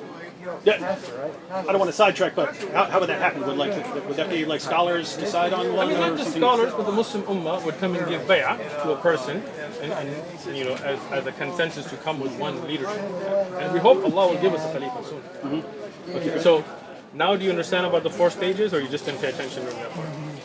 I understand completely. I just Okay, good. disagree, and it wasn't really my point. What did you disagree with when I said? The point I'm making. If I were to go to, I'm really confused about these passages. Let me Well, go that's a to a scholar. scholar. Yeah, Right. go ahead. What if the scholar tells me, yeah, you have these 4 stages, and once Sure. you reach stage 4, then there's this. Sure. I go to a different scholar, and he says, what? That's nonsense. What are you talking about? Easy answer for you. Just like a Christian. If I went to a Christian preacher and he told me that God made people in his image and that's why God was white and black people aren't a part of God and whatever, or the Christian pastor here in California that was saying that the pulse shooting was a good thing and gays should be shot and so on. As a Christian, he may be a pastor, but you would say, does that come in line with what he's presenting from the biblical scriptures? So we as Muslims say, Zin bil kitab wa sunnah. Oh, no, listen now, bro. No, when a scholar gives You just reached the problem. When a scholar gives you clear evidences from the Quran and Sahih Ahadith, then that's a scholar you should follow. When a scholar misinterprets Quran and you can see the evidence is being presented, but I'll give you an example. Let's say a scholar tells you, light this guy on fire, right? And I tell you, David, don't do it, bro, because Rasulullah ﷺ forbid punishing with the fire, right? So now, which scholar are you going to Allah is listen the one to? who punishes with fire. Right? True. Yeah. So now, which scholar should you listen to? The one who can back it up. There you go. But that means it comes down to the sources. The problem is course. when we're reading the sources, Of course, but the difference is the scholar understands the different sources, different ayat, and brings them together to explain it to you. You, David Wood, are just Googling one ayah, not understanding the rest, and trying to make your own interpretation. you're Hence the acting like problem. this is me.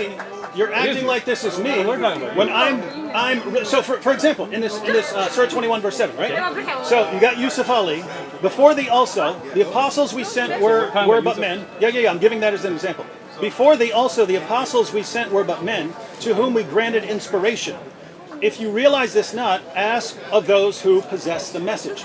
Then you read the Hilali Khan, and we sent not before you, O Muhammad, but men to whom we inspired. So ask the people of the reminder, Yes. the scriptures, the Torah and the gospel, if you do not know. So here, so anyway, here's the point. explain it? This is Hillelian Khan, and they're saying what this verse is talking about is asking Jews and Christians who have their book. Right? I got you. So if it's not, that's the point. If it's not what that means, who in the world am I supposed to listen to here? Let me tell you. Okay, good. Is Hilali or Yusuf Ali your person you have asked? It is not. Yeah, got them right there. you just Google it, right?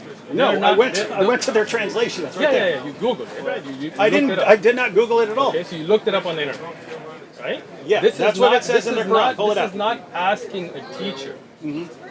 This is you, again, going in, looking at one verse and thinking you understand it, right? If you had asked a scholar, then I would have told you, or I'm a student of knowledge, but a scholar would have told you that this ayah, in the explanation from the Sahaba themselves who were there, explained that no doubt that the people of scripture had a knowledge about Rasulullah sallallahu alaihi wasallam, and that's why many of them became Muslim. But this ayah is applicable for us as well, and that's why Allah subhanahu wa ta'ala used the word dhikr. You know what dhikr means? Reminder. Right, but what is dhikr in the Quran?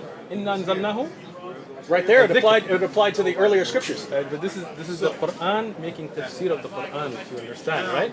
The word dhikr has been used for the Quran itself, And for the Torah and the gospel. right? Exactly. Okay. Why? Because part of the wahi, right? So under that, the Quran and what is preserved, if we had, from the earlier scriptures, the hadith that is a part of the wahi, those scholars that are well versed in the dhikr, then they are the ones you should ask. So today, if you go to a scholar who is well versed in the Quran, in the hadith, then this ayah is as applicable to us as it was to those that I was talking about earlier, that if you knew, then you should have looked at the scriptures which mention the Prophet ﷺ and accepted it, right? But this ayah is not nasikh or mansukh. Right? This is where the muhkam, the ability to give hukam, continues. Now, if you ask a scholar today who is well versed in the dhikr, in the Quran, in the hadith, then they can give you references and explain the concept. No problem, it's very easy. But instead of going to that route, I want to look up this ayah and think that I know what it means. I want to look up this hadith, whether it's strong or weak, and think what it means. Why not just come and say, hey, I want to understand the concept of jizya from a fiqh perspective. So looking at all of the ayat, looking at all of the hadith, the research that we've already put in, sit down and explain it to you. But you don't want the answer, right? It doesn't work at all. Why does it not work? Because I come to you. Explain this to me. I get a different explanation from the one that I get from Ibn Kathir. Ibn Kathir is not your teacher. You didn't go to- ask Ibn- you look up- again. you look Ibn, up- no, hold on. Ibn Kathir. He is a wrote book of books. He tafsir. wrote books to give his I know, his views, but right? he was not explaining fiqh here.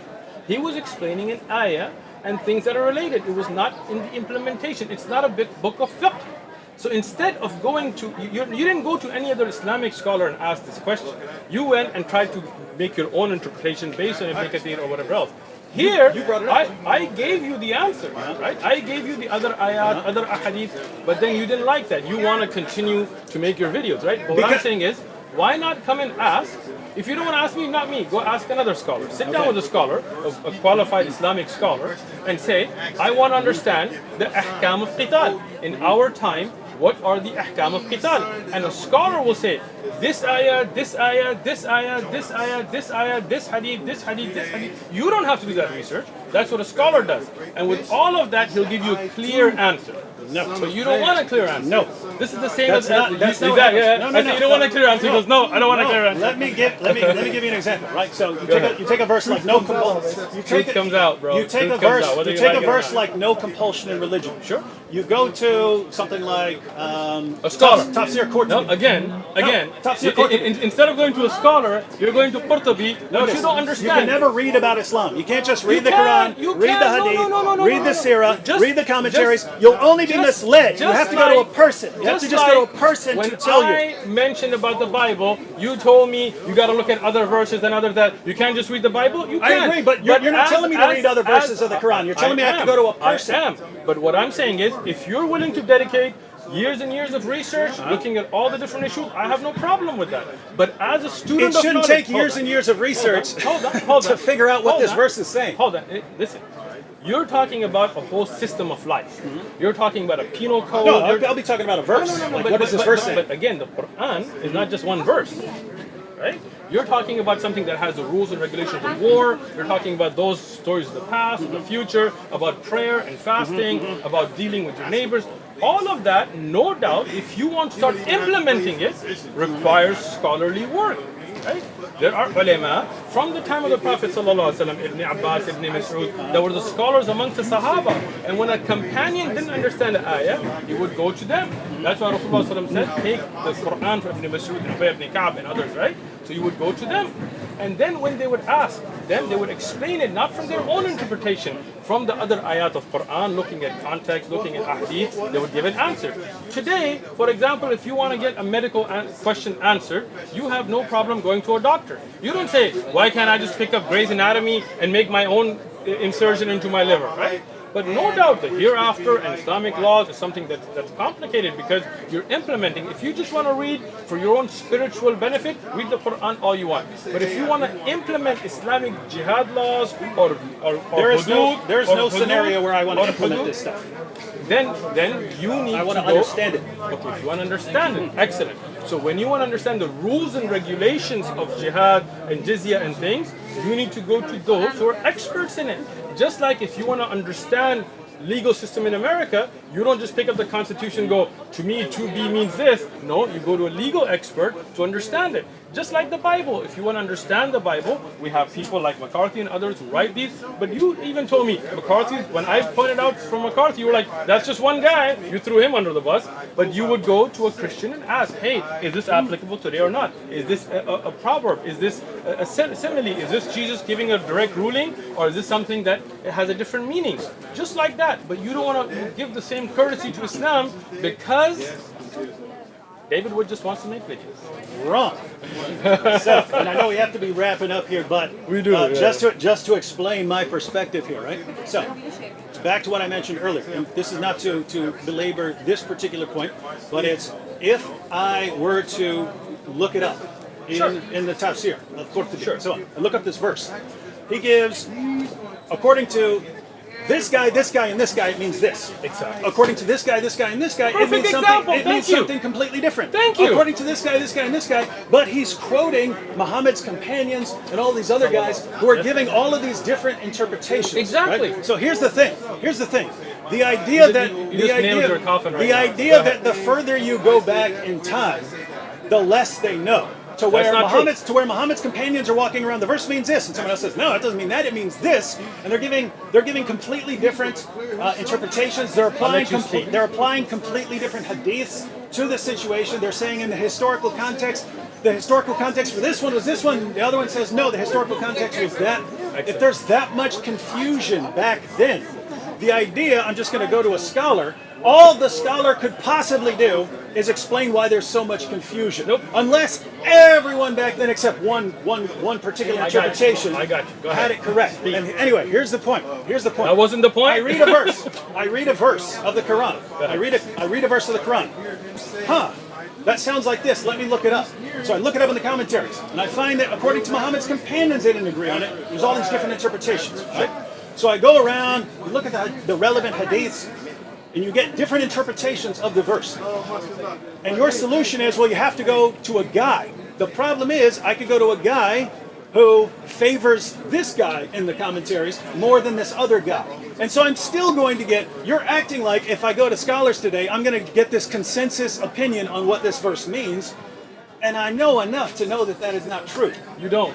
I do. Let me explain to you why. Okay, let me tell you now. Okay. All scholars agree speaking? on 929. Are you done speaking? Go. Are you done speaking, bro? Yeah, sure, go ahead. Thank you for nailing your coffin. Let me explain. Most confusing religion ever. It is not. It Most sure confusing, is. It sure most is. confusing because of the lack of your ability to understand one simple concept. Which And no is one could agree on what any of these again, things mean, but it's not confusing. You see how he doesn't let me speak? Perfectly you clear. see that? All your audience, let him see Perfectly clear. how I quietly listen to him because I'm not nervous, but this nervous guy, he keeps interrupting me because he knows he nailed his Talking coffin. for 5 I will minutes and explain not it getting to his point. Well, because you're not letting me speak. Now, when we go back to Qurtubi, there are riwayat there that are authentic. There are riwayat there that are da'if, that are weak. So this is the job of scholars. Qurtubi, Tabari, Ibn Kathir, they collected all of this. Tabari, many of the riwayat he collected, he himself says this is weak. Ibn Kathir as well. These are jami' tafasir. These are tafasir that put together the bigger picture for scholars to go and look at research. But the problem is David Wood is too ignorant to understand. Hold on, I'm a horrible, evil person. Let me finish. Who gets Let me confused finish, when I let me get 10 finish, different interpretations let me of the same finish, verse. Let me finish. When you look at 10 interpretations, the reason you're confused because you don't have enough knowledge or enough sense to ask a scholar. The scholars, what they do, like my teacher, Shaykh Abdul Salam, he has a book of tafsir where he brings those interpretations and says this narration is da'if, it's weak. This is why it's weak.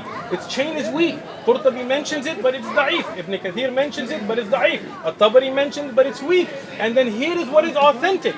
What you should have done is started with a simpler tafsir, like for example tafsir Sa'di, which only gives one opinion. He does not give all these other opinions, which many of the I want to scholars... know all the opinions. Excellent, but then you are not qualified enough to know the weak from the strong, right?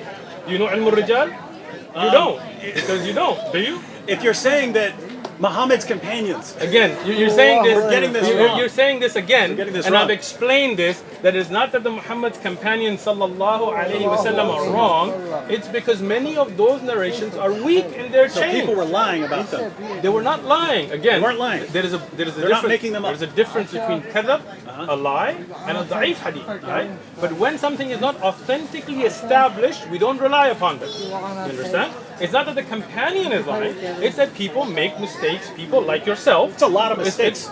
People, you make more mistakes than them, so don't get carried away. You took. I don't think so. I don't come up with 10 different interpretations of a single verse. You took Ibn Abbas's narration of one ayah and plugged it somewhere else, right? No, I didn't. Muslims did. No. So they made a mistake. Who made that website? You don't know. You're the one that told me You it's a don't Shia. know. You told me it's a Shia website. Because of the name, right? And His conspiracy theory is that it's actually atheists. Listen, I didn't make that claim. It could be. But you're making a claim it's Muslims without knowing. This is your false assumption, right?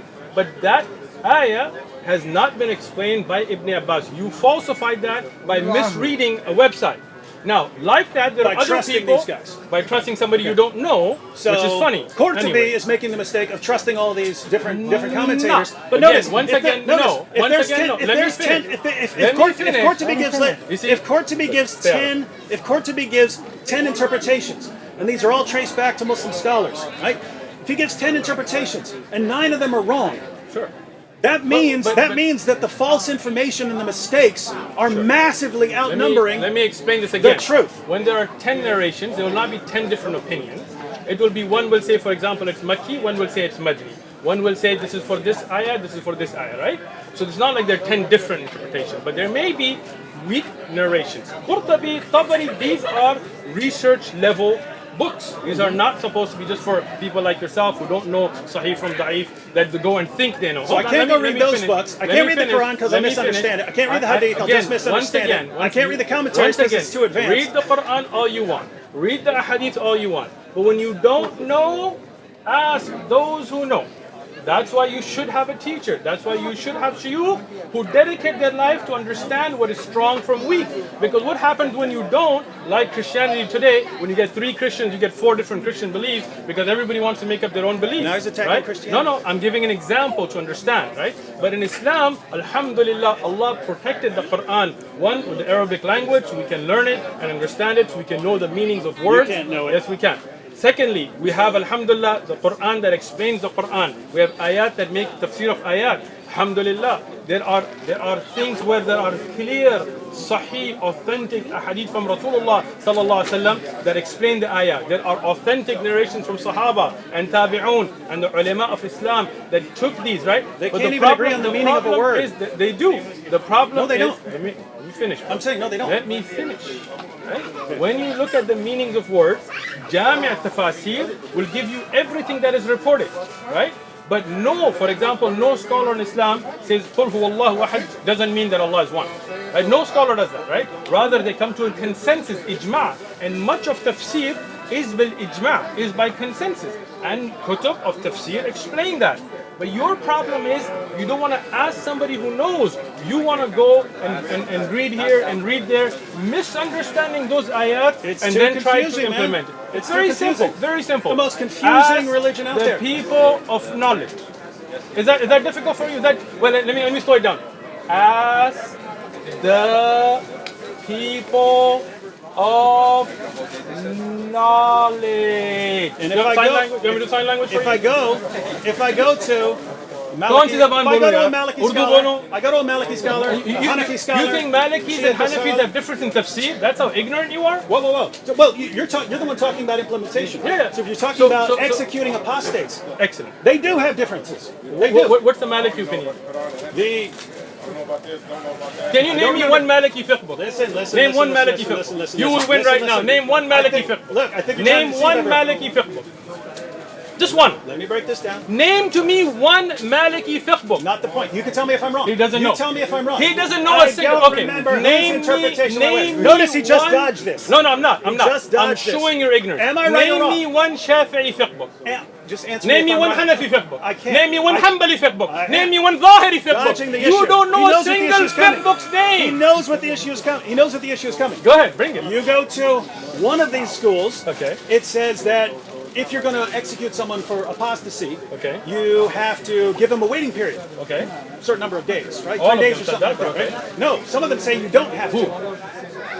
I would have to look it up. You know, Look it up where? You know I'm right. I Look did at this. it where? No, you're not right. I made my All video of on the this 10 madahib- years ago. All of the madahib agree That you have if to. you're going to, you have to. to. You have to give that So person a if I chance. quote someone who says Listen, otherwise, Listen.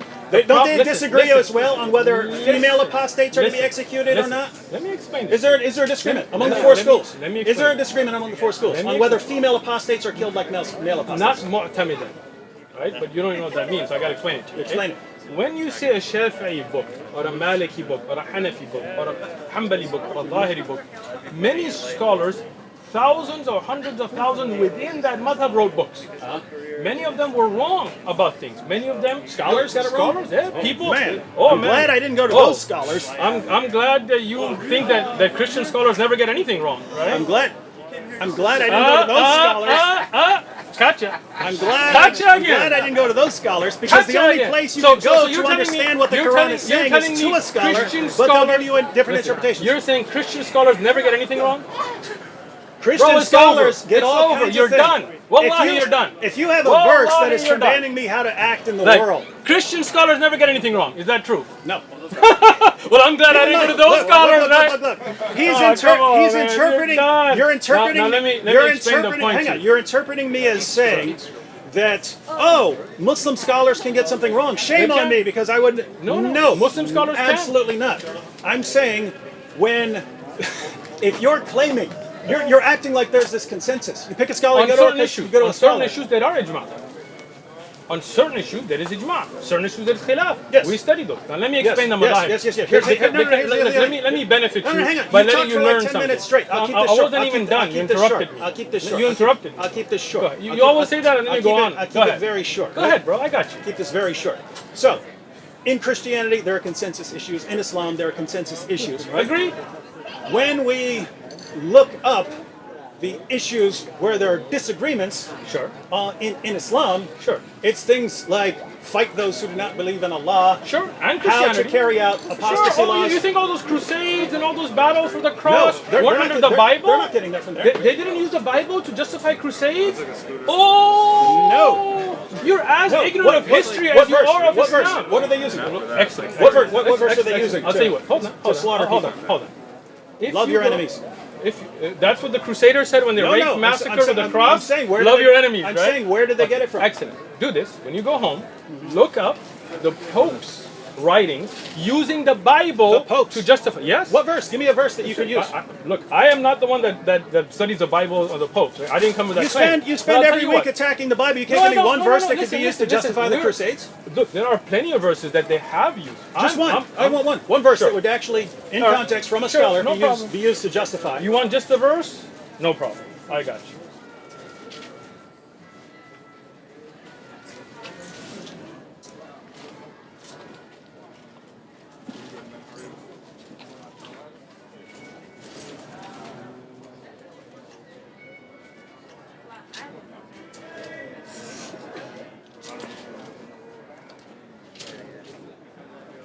Unlike you, I don't Google things. I look up the actual books. It'll take me a minute. I'm waiting. You're in the wrong section. No, I'm not.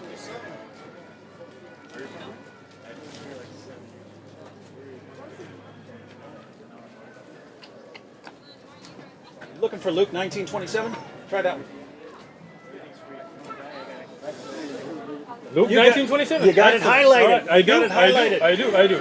But bring here those enemies of mine who did not want me to reign over them and slay them before me. Can this verse not be used to slaughter people? If Thank anyone, you. no. Thank you. If anyone, Thank you. If you think people can be that sloppy, because what happens when you read it in context?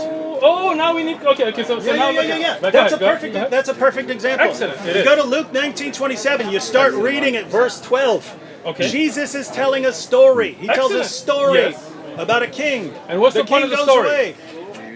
To give you a lesson. No, it's to use your talents. The story is not to give you a Yes. lesson. It's And not- this is it's not a command. And why? Listen, when you have It's the king in such the story who problems- says I this. got you. Okay. But when you give stories, you are giving your disciples a lesson. And if you're saying that no Christian has ever used this verse, Show me one. sure, we'll look it up. You would have. We'll A look Christian it up. would have to be the biggest idiot in all of history. There are plenty to of big read a idiot story. Christians, bro. To read a there story. are plenty of big idiot Christians. You know that. You Okay, know that's that. true. But we're not talking about that. Thank you. Yeah. Hitler quoted Bible verses in his speeches. Is that not true? Yeah, he also said he preferred Islam to Christianity. But he did quote biblical verses True.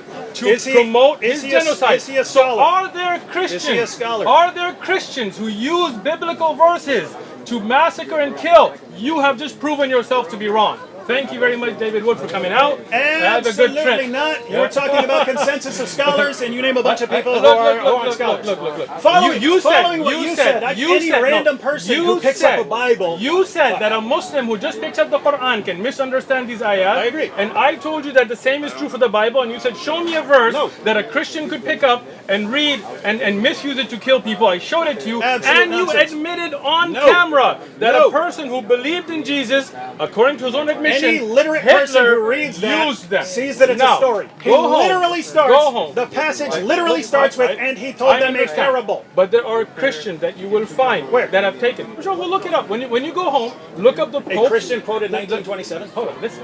When you go home, look up the Pope's writings to justify the crusade. And look at the biblical verses that were used. How's that, Dave? I'm still waiting for Are you one. going to look it up when you go home? The Pope's writings to justify You the look it up. crusade. Send me the verses. Okay, let's do it. Send me the verses. Send me the verses. All right, and if you find them, you're going to admit that you were wrong. If you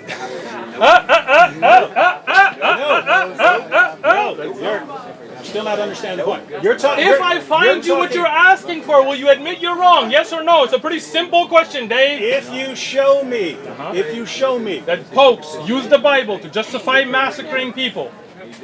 not the challenge I issued, not the challenge I issued. Why not? The challenge I issued was you have all of these disagreements on things like carrying out apostasy laws and things like that, right?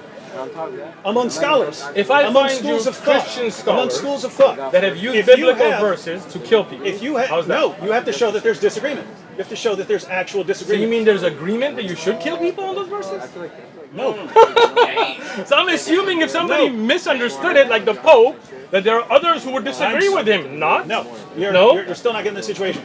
If you, All right, if if, I if find some you the pope, here, Pope- give me an Okay, example. go ahead. If some pope said the reason we're going to go kill people Muslims. is because Luke 19:27 Sure. says it. Okay. Right? Okay. Reading the passage would show that that guy's an idiot who happens to be Pope, right? The same thing with any scholar. All right. Reading Surah 9, verse 29 in context and saying, fight those who do not believe, means that at least once you reach a certain stage in society, you're supposed to fight those who do not believe in Allah, and you read the commentaries. Someone concluding that is not an idiot. So you don't have to be an idiot. If a Christian That's the point. There are reasonable interpretations of these. There's no reasonable interpretation. You are saying that if a Christian scholar takes that to be a problem and say the lesson here for us to learn is that you kill those that didn't want you to reign, and that's why we're going to kill those Muslims, Spanish Inquisition and all of that were supported by biblical verses by Christian scholars of the time, right? If I prove you that, will you admit you're wrong? You did not listen. Still won't. You did not listen. You did not listen to anything I just said. I did. But you just don't want to admit because you know I'm going to prove it. If a pope, you know I'm going to come back with evidence. If a pope were to quote 1927, when the context showed there is no possible way to interpret it that way. Why not? What if the Pope feel, keep in mind, as a scholar, the same thing, if a Muslim scholar quoted some verse and completely destroyed the context, and the next verse destroyed it, right? That's not what we're talking about. This is not the next verse. We're not talking about that at all. This is the issue, right? This is the issue. When I showed you all those other verses as well, the problem was that you were all like, well, read the other part, read this, read that, right? And there are Christians, scholars and others, experts in the Bible that have used biblical verses to carry out horrible, horrendous crimes. Not the and point.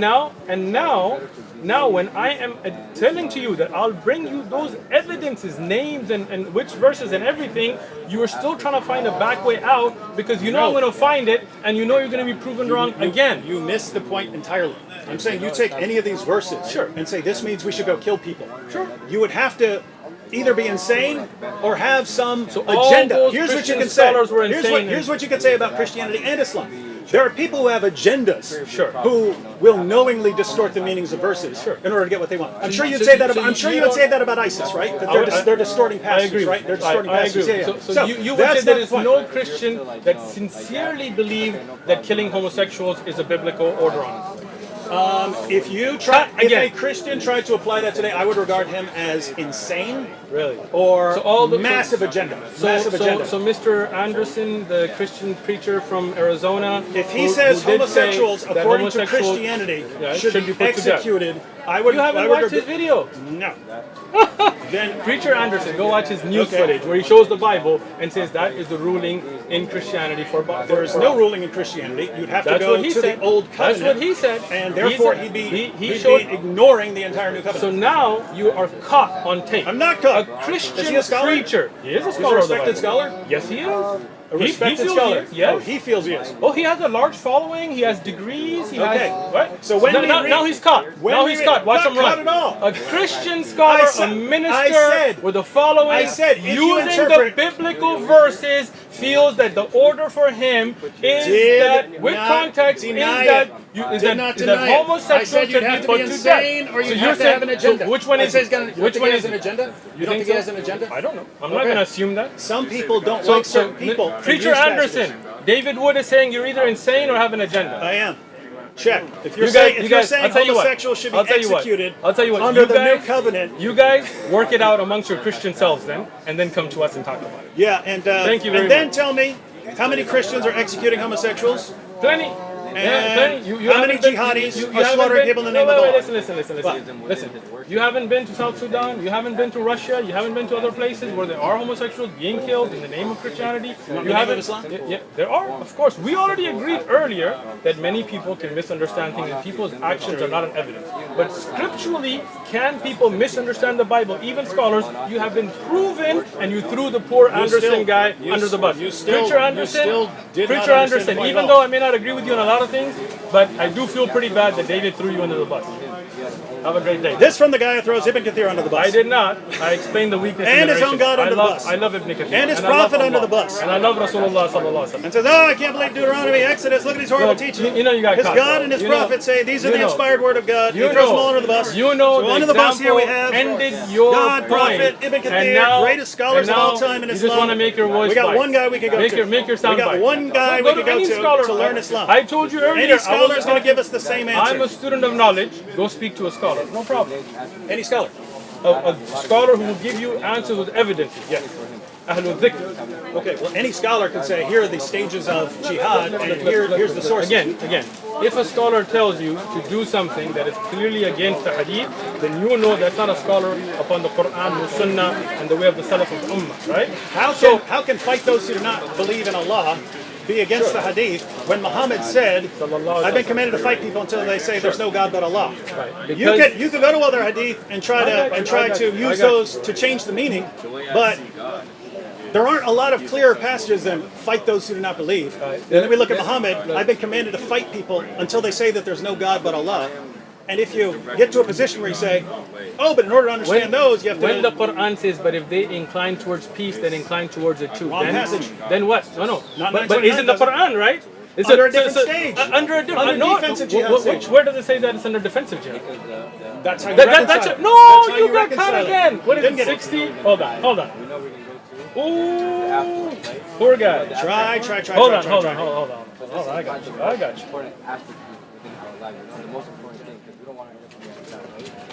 So a statement like that, yes, because we both know who God is, right? A statement like that, say the way we go about it. Oh, poor days. Keep going. I got you. Don't worry about it.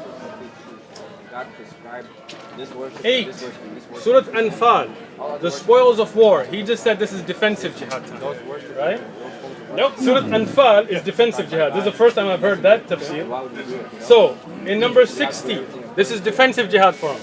Prepare against them what you believers can of military power and cavalry to deter Allah's enemies and the enemies as well as other enemies unknown to you but known to God. This is offensive right now.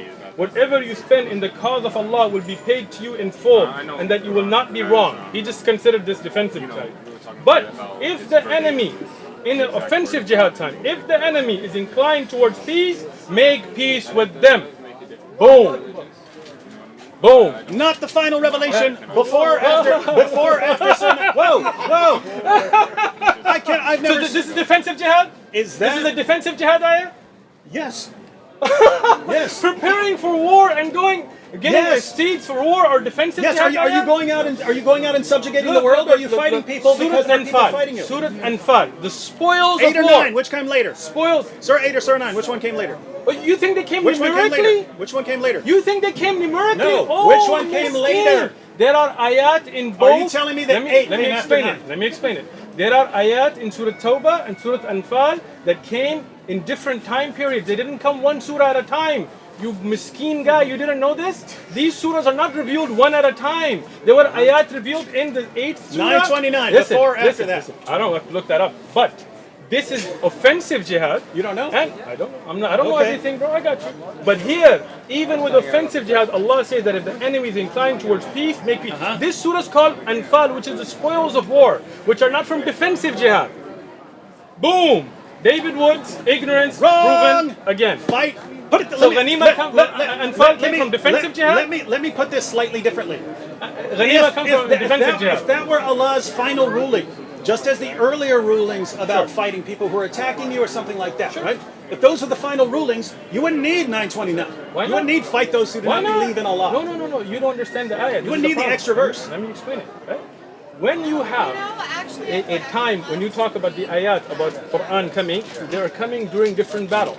And if an ayat comes about a battle during Hunayn or Badr or Uhud or any of those, it doesn't mean that other ayat about jihad will not be revealed during other battles. It's not like those are enough. No. Allah subhanahu wa ta'ala gives you more rulings, more explanation, more encouragement. These are part of how the Quran was revealed. The Quran is not revealed Surah 8 and Surah 9. Ayat are revealed in context of what's going on. That's why even some ayat in Surah Al-Baqarah are going to be early and some are going to be later. This is why surahs are not revealed chunks, but rather for us to understand the context. That's all a smoke screen. You know 929 was revealed after that. Come I on. don't know that. You know that? Swear to God that you think I know that. Wow. I don't. Right? And I you don't think you either. know- I think you know don't that. either. How do you know that? Over Because and over again, it talks about. How do you know that the surah in the ayah in Surah Tawbah is after that of Anfal? Give me evidence now. You don't. You don't Here you know. go, I just do you happen know? to have How it do with you know me. that then? You're you saying, don't know. You're saying that's before the revelations in I 929. said I don't know. Okay. I have to look at the asbab check it out, al-nuzul. check it out. But you said you do know that, so I'm asking, where's the evidence for you knowing that? You've got none. Zero. Zilch. None. And I won't be able to So, look it up, right? No, tell me. Go ahead. Look it up. How do you know that already? You said you know that already. So Surah go ahead. 9 is the last major surah revealed. Man. Surah 9 is the last major surah of the Quran revealed. He doesn't even know the ayat and how they were revealed. What's the last ayat revealed in the Quran? 100 and... Oh wait, no. 100. I thought you were saying the last chapter. It's the one. Your religion's been completed. It is not. Miskeen. He doesn't know. See, this is the problem. You guys need to know. This man doesn't know about Islam. He just pretends. He plays it He on just TV. quotes your sources, Look, and then all the sources are wrong. All he wants. Ibn Kathir, All he wants. bye-bye. You can't read all the he Quran wants and understand is your it. money. You can't. Right? You see? That's all he wants. I'm sorry. Be honest, bro. Be honest. My honest livelihood is about under it. the shade of my spear. It is. Your livelihood is under the shade of your lies. This from the guy who wants Your livelihood is under the shade of your lies. Jews and Christians have Be to pay the honest. jizya. Be honest, bro. You see this? You see this now? He can't answer. He Answer can't what? answer. Show You me. change the subject show me every 5 evidence. seconds. No. Same subject. Show me evidence that the ayah in Surah Tawbah was after this I ayah in have Surah to look it Anfal. up. I've never even heard that disputed. But you I've said never you heard know. that disputed. He said he knows. How did you know if you haven't looked it up? I have read. I've read that repeatedly, From over and who? over and over again. It From talks who? about Surah 9 being From who? the last major From surah who? revealed From who? in the hadith. Those ayats we're talking about. In the hadith, there's a hadith that says that ayah is revealed after the We're talking ayah. about Surah At-Tawbah. We're talking again. Maybe your brain isn't. Maybe it's a little. Maybe you're tired, right, from your traveling. So 929. The surah- 929.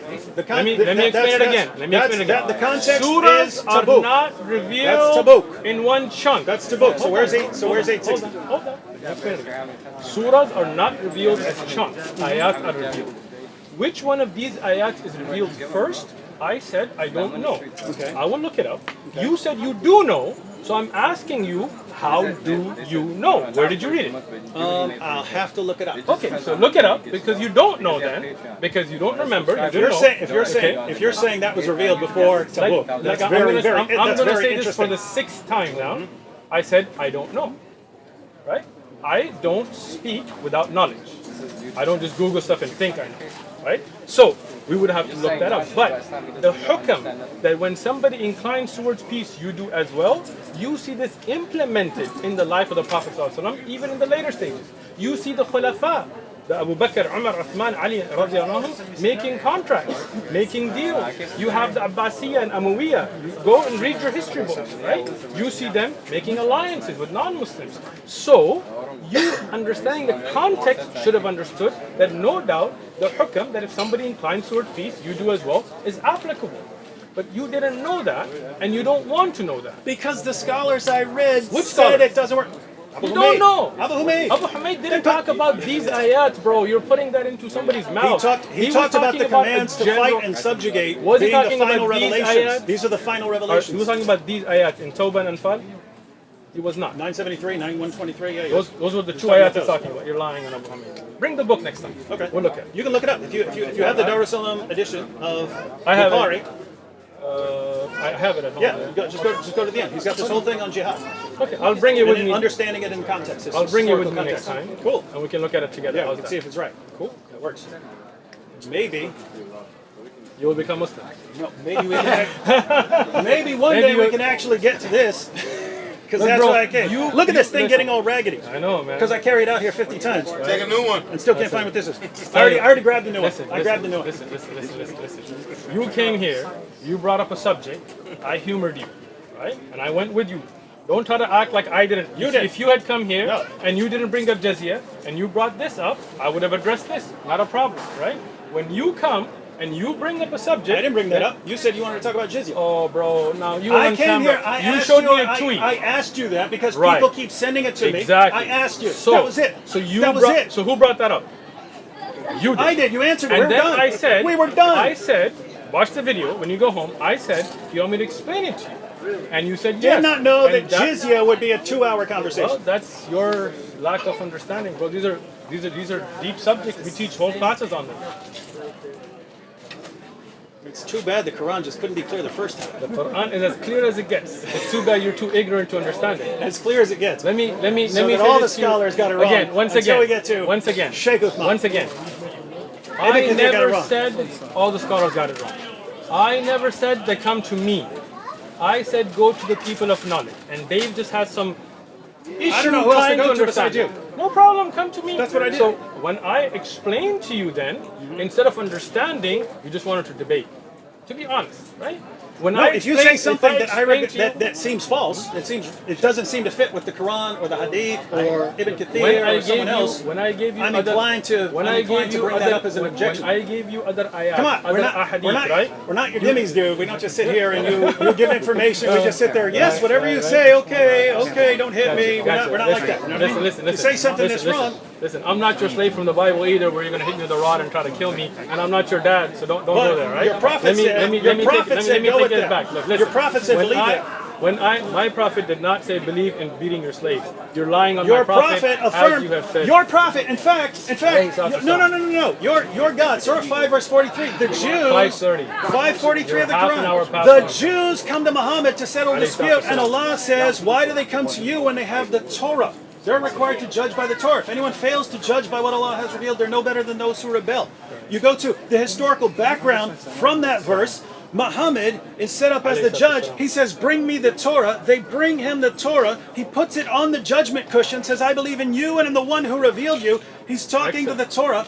And Ibn Asad, the Jews come to him and they say, do you really believe in this Torah that we have with us? He says, yes, I do, but you've broken your covenant.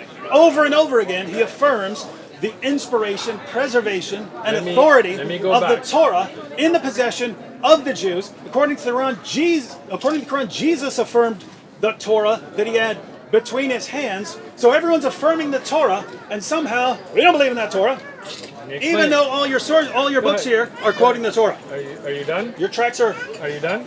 So Allah says, believe the Torah. Are you done? You see this? He doesn't want me to speak. Muhammad says, believe the he Torah. knows. Right, when Allah says in the same surah earlier, this is the problem with context that you don't worry about, right? Is that those are people also that wrote things with their own hands and attributed to Allah. Same surah? Let me finish. Same surah? Same surah. Which surah? Bring it. I just explained it to your other little Christian friend. Which surah?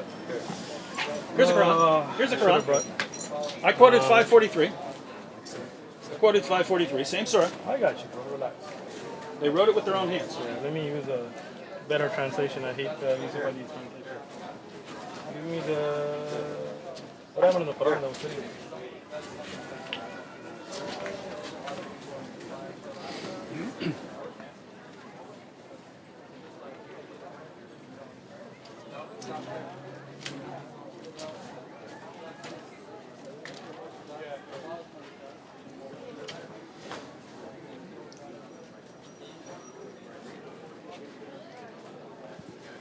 While he's looking that up, since it's going to take a second, and it's not going to find it at all. Hold on.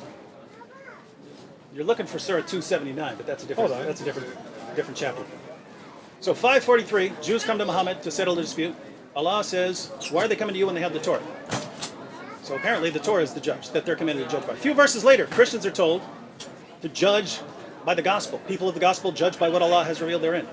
Next verse, Muslims are commanded to judge by the Quran. So you get this different perspective, that the different groups have their different revelations, and they have to judge by them because all those revelations are from God. But eventually some Muslims started looking into the Torah and the Gospel, realizing, wait a minute, all these scriptures that were affirmed as the Word of God by Allah and Muhammad, as the inspired, preserved, authoritative Word of God, still authoritative, they don't line up with the Quran at all. Therefore, they must have been corrupted. Oh, David Wood. What's that? Surah 5, verse 41. Today, this is the end of David Wood. O Messenger, let not those who hurry to fail and to disbelieve grieve you. Of such who say we believe with their mouths, but their hearts have no faith. And of the Jews are men who listen much eagerly to lies, and listen to those who have come before you. And they change the words from their places. You said same right. surah. No, you said right. Same surah. You said right. Same surah. You said they wrote it. Yes, You didn't say they wrote it. changed the words of God from their places. Whoa. And they're That's not what given you to said. take this, but they have not become beware. Whoever Allah Not wants what to you put said. in fitna, This is the Not what you ayah said. in the same surah Okay. before. No, hold on, look. hold on, Dave. This shows. No, hold on. You got caught. You got caught. I'm having Your trouble career taking you as ended not now. being deceptive right now. Your career You know ended that's now. not what it Let said. me just read. You know that's not Let what me it just said. read. You know it. Let me just read. 100% Let me you know just you're read. wrong. Let me read. Okay. Here, when we talk about those Jews that changed their scripture, Didn't say this. this is they took those words out of their place. While they're speaking? This is changing. While they're speaking? No. While they're speaking who or are in given, the text? Who are given, right? So listen to others who have not come. They have changed the words. Which words are these? They changed the words of what was revealed to them from their places. Hold on. And say that if you were given this, take it. But if you are not given this, beware. And whoever Allah wants to put into a fitna and error, you cannot do nothing against them. Those are the ones whose hearts have not been purified. Now this ayah that shows that they changed the words is before In the text? the ayah. In the text, it says they changed the words in the text. Hold on, because there hold are on. two ways to change Let's the make words, it right? up. Hang on. Because look, we read Surah 3, verse 78. There is among them a section who distort the book with their tongues. Exactly. As exactly. they read, you would think it is a part of the book. Yes, Exactly. they distort it with their tongues. Yes, Are there yes, that yes, means it's corrupted? yes, The their text book, is corrupted? yes, because Whoa, he said let yes. me- Are there there- Muslims who let me are there finish- let me Muslims finish who what I'm distort the saying. Quran Let me with their finish words? what I'm saying. Are there Muslims Let me finish what who I'm distort saying. the Quran Let with me their finish words? what I'm saying. Let me finish, right? You've just proven the Quran is corrupt. No, I have not. Yes, you did. I have 100%. Hold on. When you see those that change the words, and Allah is warning you about them before those ayat, From right? their places. And from their How can they places. change them if they don't Hold still on, have them? Hold on. They have, and they have changed them, right? So this is where you see that Allah subhanahu wa ta'ala warned about this before we go forward in the same. When I told you in the same surah, and I found it for you, now wait. If you look at the you hadith, said- hold on, you said I'm not text. done. You I'm said not change the done. text. I'm not done. If you look at the hadith that you quoted from a Tirmidhi, without even knowing that it's from a Tirmidhi, where Rasulullah ﷺ got off and put the Torah on the pillow, right? He quoted Abu Dawud. Miskeen is gonna go home and find it that it's not in Abu Dawud, but it's okay. It is in Abu Dawud. Okay, we'll go. Abu Dawud, Okay, Surah. find it. Abu Dawud Surah. Wait. What surah? Shaykh Uthman. Sheikh Uthman is saying this is not in Sunan Abu Dawud, right? Let me explain the hadith to you if you don't mind, right? Okay. The hadith where Rasulullah ﷺ put the Torah on the pillow. He said, I believe in the one who sent that, no doubt. But if you look at the context of the hadith, when Umar ibn Khattab found a piece of the Torah, Rasulullah ﷺ told him that this is not going to be a means of guidance. Even if Musa came today, he would have to rule by the Quran. This is why you don't understand context of the ahadith and other ahadith. You take one out of context. No doubt the Torah, the Injil were revealed by Allah. And as I've continued to, no doubt aspects of that message. But Rasulullah ﷺ was told in the Quran that these people have changed parts of the book. No. They have. No, they change it with their mouths. Yeah. When they speak, when they and in the Quran is also the other ayah that you know that they write and say they in their writing that which is not from Allah and attributed to Allah. Is that not true? And you're saying this would corrupt all of the books? This is going to corrupt those books that they had, no doubt. Those that, now, so in now, Mecca. let me explain this, right? The Quran, the difference, the Quran, and why, alhamdulillah, Allah preserved it, is we have manuscripts, we have oral memorization, we have ijma', consensus of the Sahaba on the Quran from Surah Al-Fatiha, Surah Al-Nas, right? Something you don't have in the Bible. Many Christians have different books that they would put Your in God there or affirms not. our Bible. Right? Again, you misunderstand the affirmation. and I've explained it to you already. Why would he say? Why would Allah say? It's 5:30. No, why would Allah say? Why do they need you? Just because you got when they nothing have the better to Torah? do doesn't mean that I don't have a family and I don't have a job and things to I'm do. just saying, why would Allah I've say- been here half an hour because this is not my job. You're just trying to make your money. I gotta go do other everything things. must be all right? some impure Yeah. motive. 5 o'clock. Just while 5 o'clock. while I you're was setting done. up, while you're breaking down. Why would Allah Since you're tell done. them? Why would Allah tell All them? from DC, just say we Jazakallah love khair. you. Hayakumullah. Inshallah, we'll Allah increase Why you in would Allah goodness. tell them? make dua for you all day. May Allah Why would accept your Allah dua. say? Why do they come to you when they have the Torah? Sure. If it's corrupt. Sure. And when we can I read explain it now? when we read the you passages, see, you see that you see now he doesn't want to listen to the explanation, right? This is a style in tafsir called tawbih. You know what tawbih is? no, what's that? You don't because you're ignorant. Now, tawbih is when you are told something to teach you a lesson which is not a literal meaning, right? The point there was not that the Jews should not come to the Prophet ﷺ, but they would come to the Prophet ﷺ when it was beneficial for them, and when not, they would go back to the Torah. So they were being told, paying attention, bro? Not what he says at all. Again, Why do they need you when they have the Torah? So they have tawbih. Do you not understand ulum of Quran? You don't. That's the problem. When the Prophet ﷺ was there, did he not tell them that if you want to rule today, you have to rule by the Quran? Even if Musa alayhi salam came, he would rule by the Quran. Did he not tell them that? And you're telling me he contradicted himself. Thank you. It's not. He ordered It's the not. Jews It's to not a judge by the. contradiction. He ordered the Jews to judge by the Torah. Let me explain this to you, okay? If you as David would say that I'm a liar and I'm this and I'm that, you make all these videos, and then when you have an issue with your wife, for example, you come to me and say, hey, you're the most trustworthy guy I know, can you judge between us? And I tell you, why are you coming to me? Why don't you go to Sam and your friends? I don't mean that you should go to them. I'm So trying he didn't actually mean it. No, it's tawbih. What about in You know Ibn what Asad tawbih when they say, are you affirming the Torah that we have? And he says, Sure. yes. Well, bring me Ibn Ishaq, because Ibn Ishaq, as you are well aware, has many riwayat on al-Waqidi that are matruk, right? Oh, you didn't know that either. No, if you want to throw Ibn Asad under the bus, that's good too. Listen.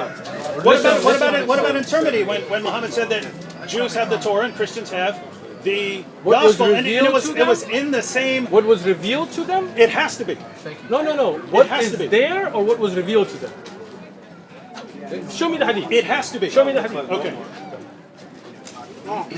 And your hand's not tired, bro? You get a stand next time. Okay, so Oh, is that a text message? it's a text message from myself, from David Wood. I texted You myself text yourself. because I can't have all the sources. All right, Rafi bin Haratha, blah blah blah, Can came I to see? him Can I and see? said, "Do Can you I- not allege? I'm worried that my Oh, wife's going to send me some perverted message Oh, your wife about what sends she you wants me to perverted do to her, or messages. something like that." And then it's Put on gonna a be all 90 right. again? Like Go Muhammad. ahead. He put a Said- show on, it wasn't a 90. You're so Came to ignorant, him you and didn't know said, "Do you not allege that you follow the religion of Abraham and believe in the Torah, which we have, and testify that it is the truth from God?" He replied, "Certainly, but you have sinned and broken the covenant contained therein, Exactly. and concealed what you were ordered to make plain to men." Notice, Concealed that's from the exactly, book. Change the doesn't verses. say the Concealed. book. He doesn't. What do you broke conceal? the- you broke. Okay, What do you conceal let's then? Go, let's go to the He other just, one. okay, hold on. You want to run now. You see he wants to run. No. That Rasulullah SAW is telling them, you have concealed from this No. book. No. You're Wrong, caught. wrong. You are caught If from you your own actually little think text that means- message that you look, sent to yourself. watch. Okay, go ahead. When I tell you, if you come to me and I say you have concealed from this message, do I mean that you have the preserved message? No. So if ISIS jihadis come up Right. and they say, "Here's what the Quran says," Sure. and it's not, then they've corrupted the text. They've changed the text. Then I will tell them you don't understand the text. But if they go and they change the Quran, which they have not, but if they went and changed it, then I would say you're concealing the message, and I would not believe in what they have. And if they All right, quoted, bro, if listen. they quoted passages and changed the order in order I've to destroyed you like deceive, repeatedly. I you have feel not. bad for you. You're People throwing can your watch the own video. God and your own People your can own watch the prophet video, under the bro. bus. But it's a little late. I got a family. You got nothing to do in Keep San in mind. Diego. Keep in mind. apparently. So if I write, "This is the Quran," Right. I've corrupted the Quran, right? No. If someone said, Listen. your interpretation of 279 is they write the book and claim that it's from God. Listen. Is that the Torah has been corrupted? Listen. Let me explain it. And this is the last thing I'm going to explain. I'm done, right? And Okay. just to add to Oh, that, this guy, okay. man. So I just read a couple words. "In gulps will he sip it," and I'm talking to, let's say I'm talking to an illiterate audience, and they don't know, they can't read it for themselves, and I say it says, "Will he sip it in gulps?" I changed the word order, right? I changed it. According Finish to what you, you're that's saying. what the Quran said. It's Finish if you what you're write something and you say it's a book, your book's been corrupted. Finish Or what you're if you saying. change some words, for their places, which I just did with the Quran, then the book has been corrupted. So can I according to the answer? criteria you gave for a corrupt book, the Quran is 100% corrupt. Wrong. Again. It is not wrong. Let me explain it. That's what you Let me said. explain it. Now listen. Open the ears, close the Okay. mouth. All right. So, when we look at the Quran, you writing on a piece of paper does not affect the Quran. That is David Wood's stupidity to think that's going to affect the Quran. A Jew writing you something- You see this? It You would see not- this? You see he's not letting me speak? Let your audience see A that he Jew won't let me right speak. now I could listened write to something him. that's not in the Torah. I It would not change the listened Torah. to How's it him. going to change? There are Torahs around the world. How are you going to change it? It's impossible. I listened to him, but he won't let me speak because he knows he's done. Let your audience see it. Let your people see it. Let your audience. Come see on, it. you say you're in a rush. Get your point. Yeah, so you're bringing it up. Now let me finish.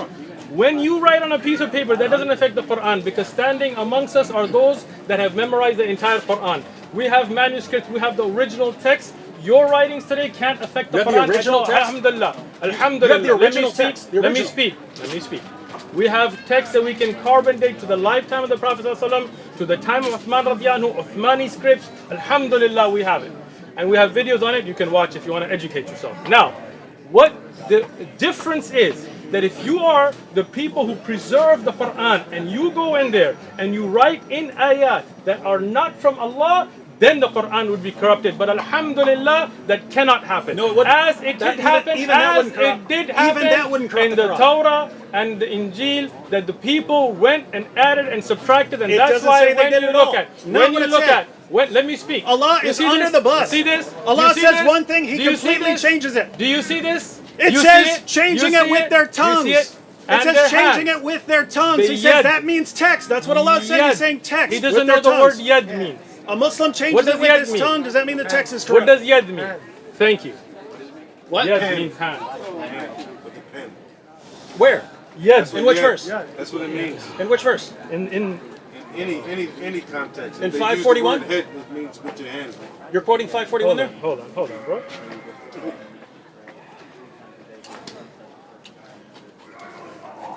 Are you going to Surah 279? I am. Oh my goodness. Of course. Hold on. Wait, Hold on. Are we gonna look at the? Finish. Are we Let gonna me finish. Let me finish. Are we going to look at the commentaries? No one agrees with you. Hold on. I But appreciate what nobody do, agrees with me. what do they know? I'm just going to show you something. Come here, Muawiyah, come here. This is the last point I'm making. I'm out, okay? Read this word in Yes, Arabic. we know it's hand Read the word. in 279. That's not talking about changing. ID him with their hand. Done. We know that. Now read it. Hey, Shaykh, you want to read the verse before it? Are you ready? Want to read the verse before it? I told you I'm done, right? It talks about the illiterate people Look, who it's- don't know the it's book. 8:40.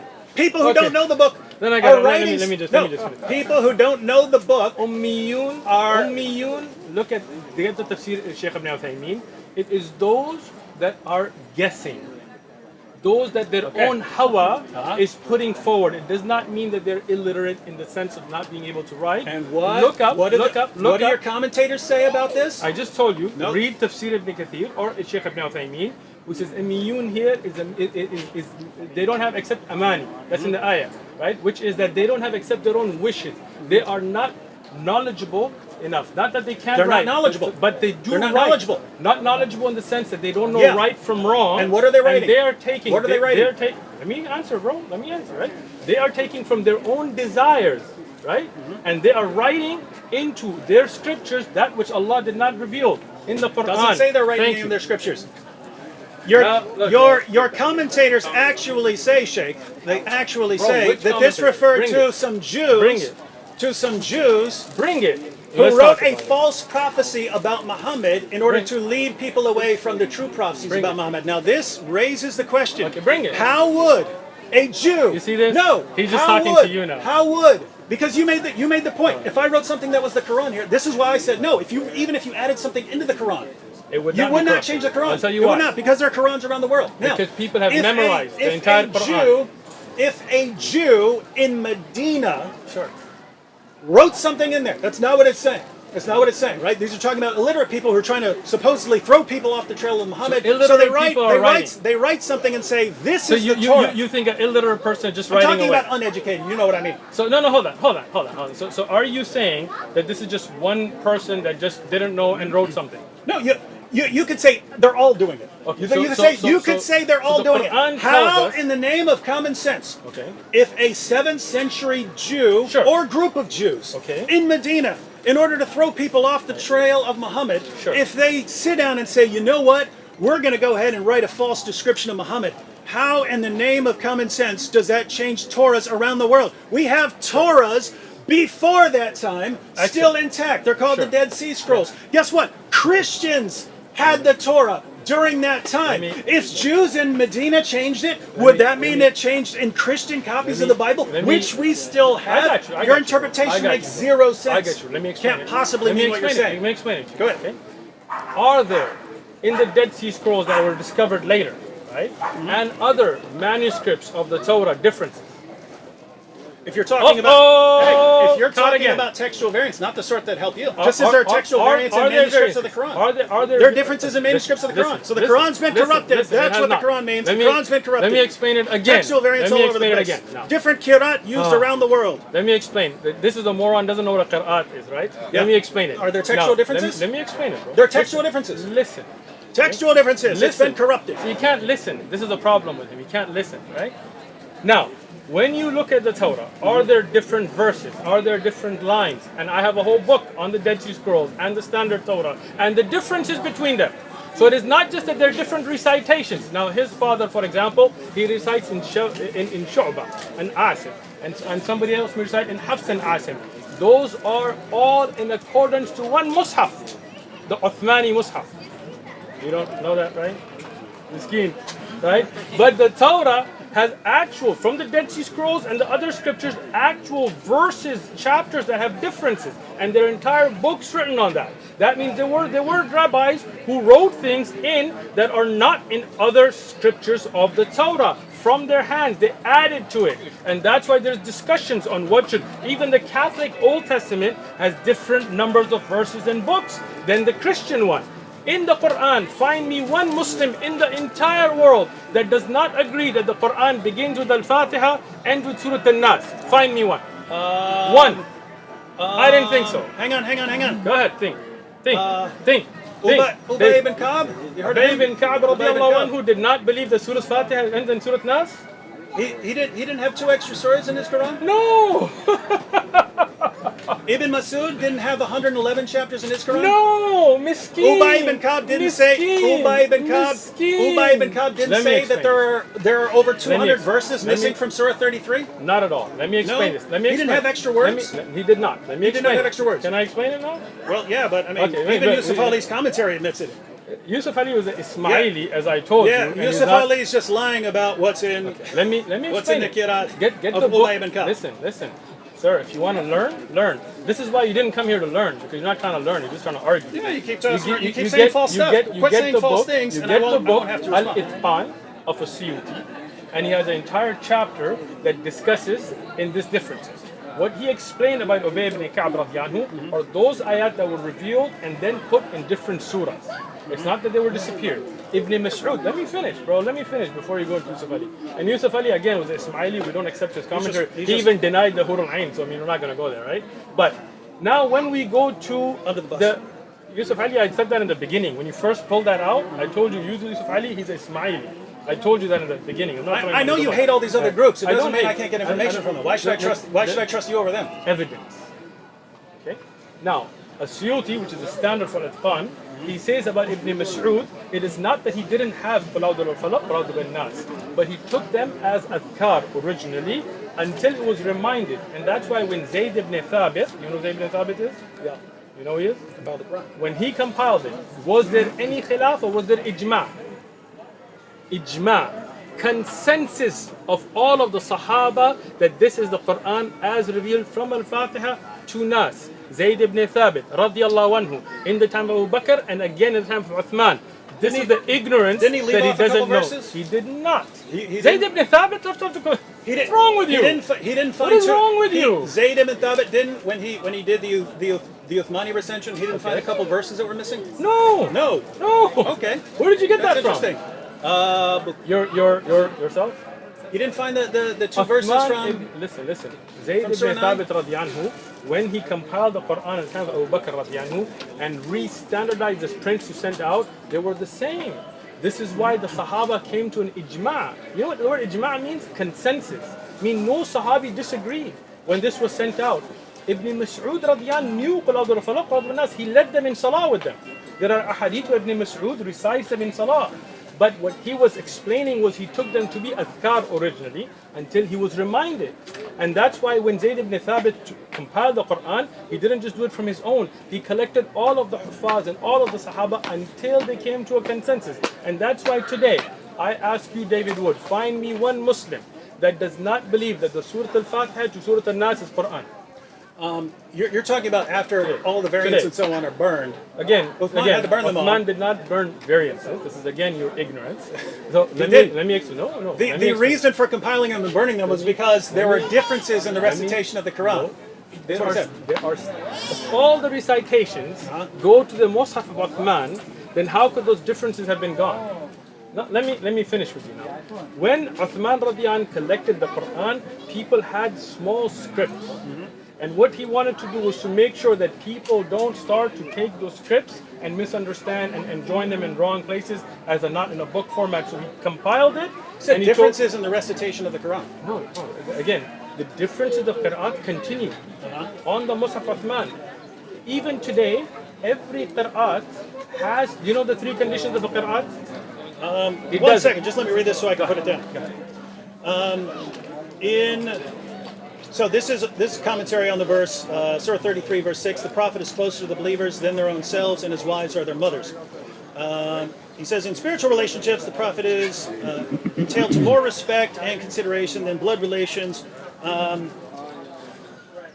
In some qira'as, like that of Ubay ibn Ka'b, occur also the words, and he is a father of them, which imply his spiritual relationship and connection with the words, and his wives are their mothers. So in his qira'ah, so he in says, his qira'ah, he had extra words. Hold on. Now, this is your ignorance again. Bring me the ayah.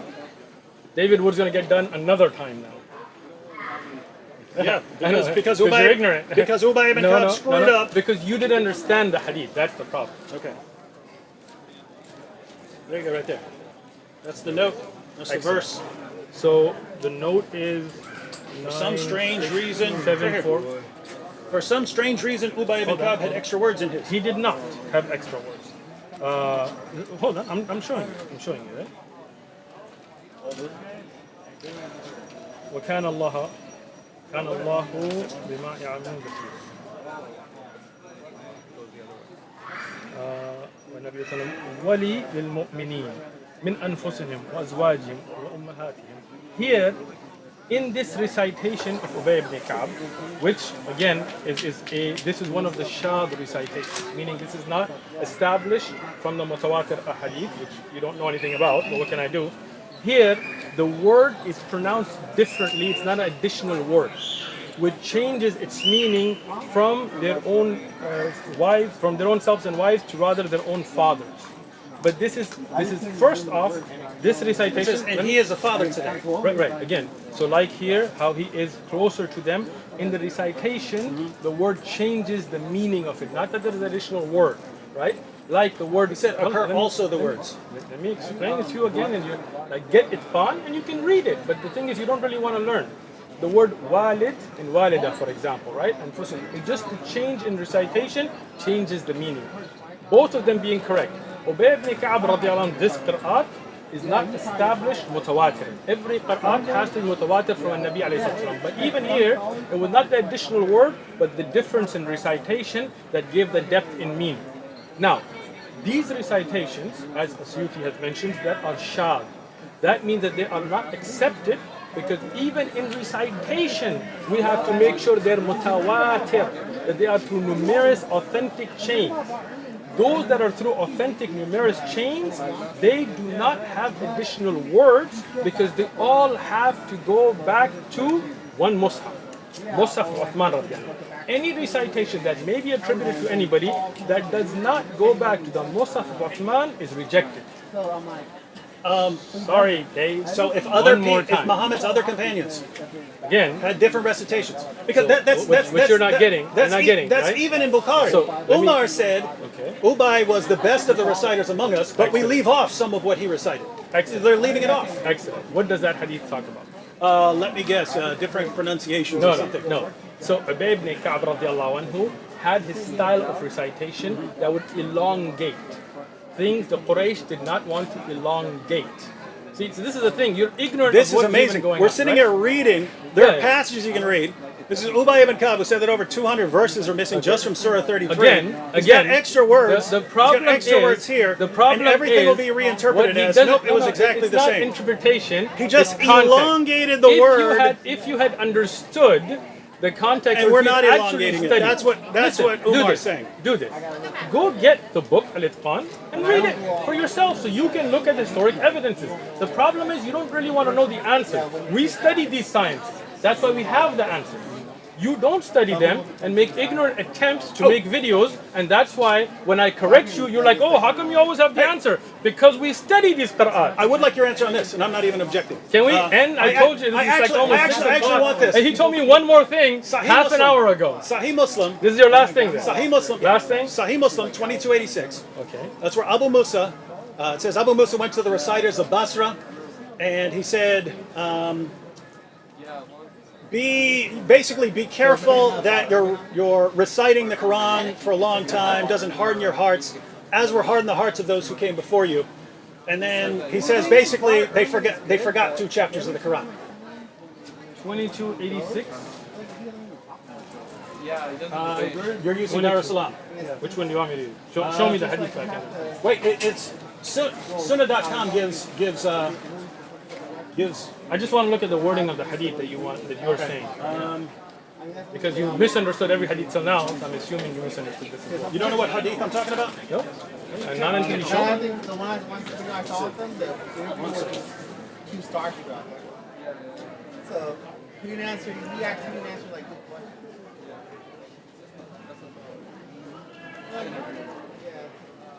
All this way from New York just to get destroyed again. Miskeen. Ring it. Oh, can't find it. No. You were throwing the number This has out a like different. you This wouldn't has a believe, different numbering system. right? Then which one were you looking at? Yeah, that's what I was saying. Ah.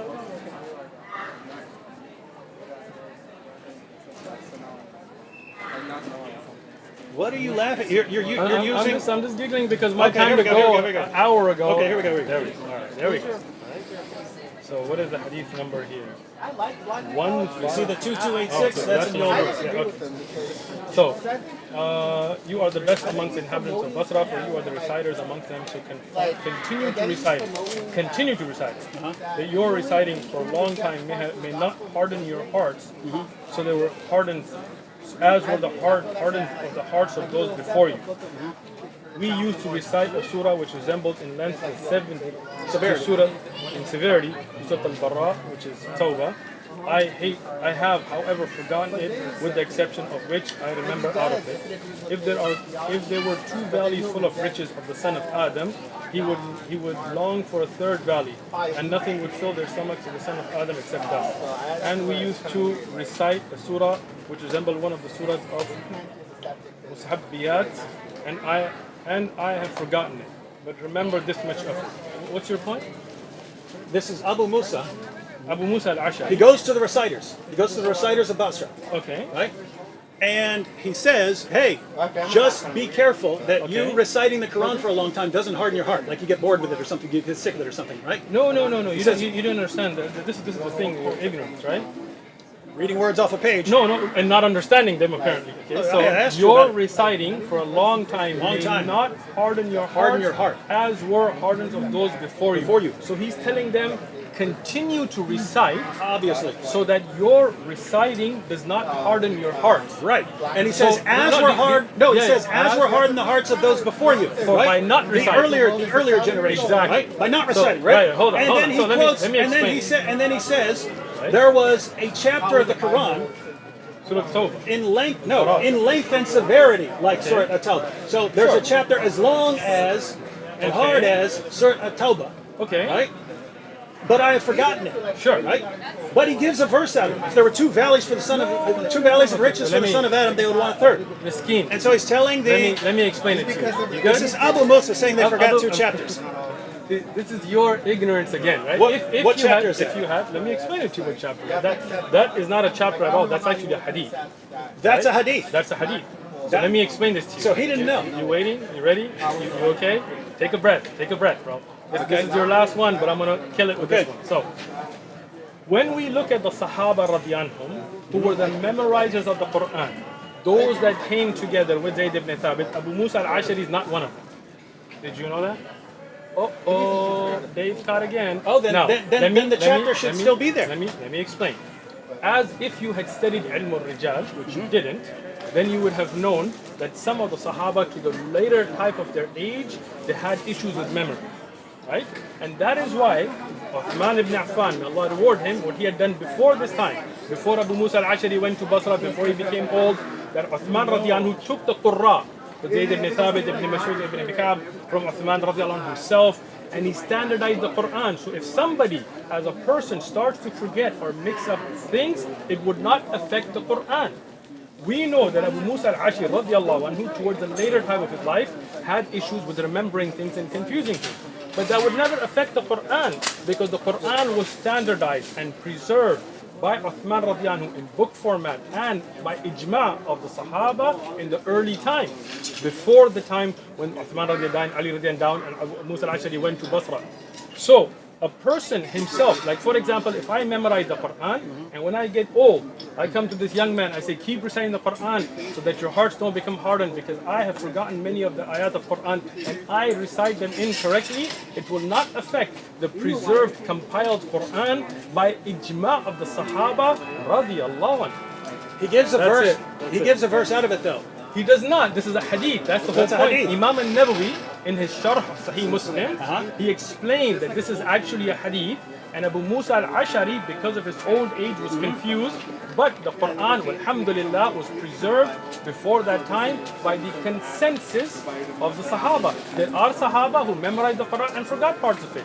Like today, there are those who memorize the Quran. But it never affected the preservation of the Quran, because the Qurra, and he is not from them, the Qurra were the precise memorizers who wrote down the entire Quran during the lifetime of the Prophet sallallahu alaihi wasallam. And that's why Zayd ibn Thabit, when he collected it, he told them to bring from the writing and memory, and only accepting 2 witnesses per ayah, compiled the Quran, standardized, sent out by ijma' of Sahaba, so anybody's personal memory would never affect the Quran after that. Walhamdulillah. It's 6 o'clock, I'm out. I mean, You're gonna want to keep going because you know you got destroyed repeatedly. Oh, But I got a I life. find it interesting, very interesting, because I've seen that interpretation that you quoted. It's a hadith, and I've seen like 9 different explanations Talk to your to camera, explain that because you know away. you can't talk to us. I'm talking to you. Yeah, it's 6 o'clock. I'm talking to you. I've noticed. It doesn't seem there's a consensus on what that means. and by the way, I've No, there's no already blamed you consensus, for my right? life when I'm late. The consensus on the Quran's preservation has been documented in Al-Itqan. Go look at it. Yeah, the consensus. I'm right here. The consensus on the Quran's preservation now, even though you do have the different kirat and so on, but you go back, different numbers of chapters. You have passages talking about entire chapters coming up missing. You have, according to Aisha, over 100 verses of Surah 33 coming up missing. According to Ubay ibn Ka'b, more than 200 verses missing from Surah 33. Ibn Umar warned people. Ibn Umar warned people. He said, let none of you say, I've memorized the entire Quran, for how does he know what the whole of it is when so much has disappeared? And the response to all of that is, there's a consensus. There's a consensus. We know there's a consensus now, but it doesn't line up with reality.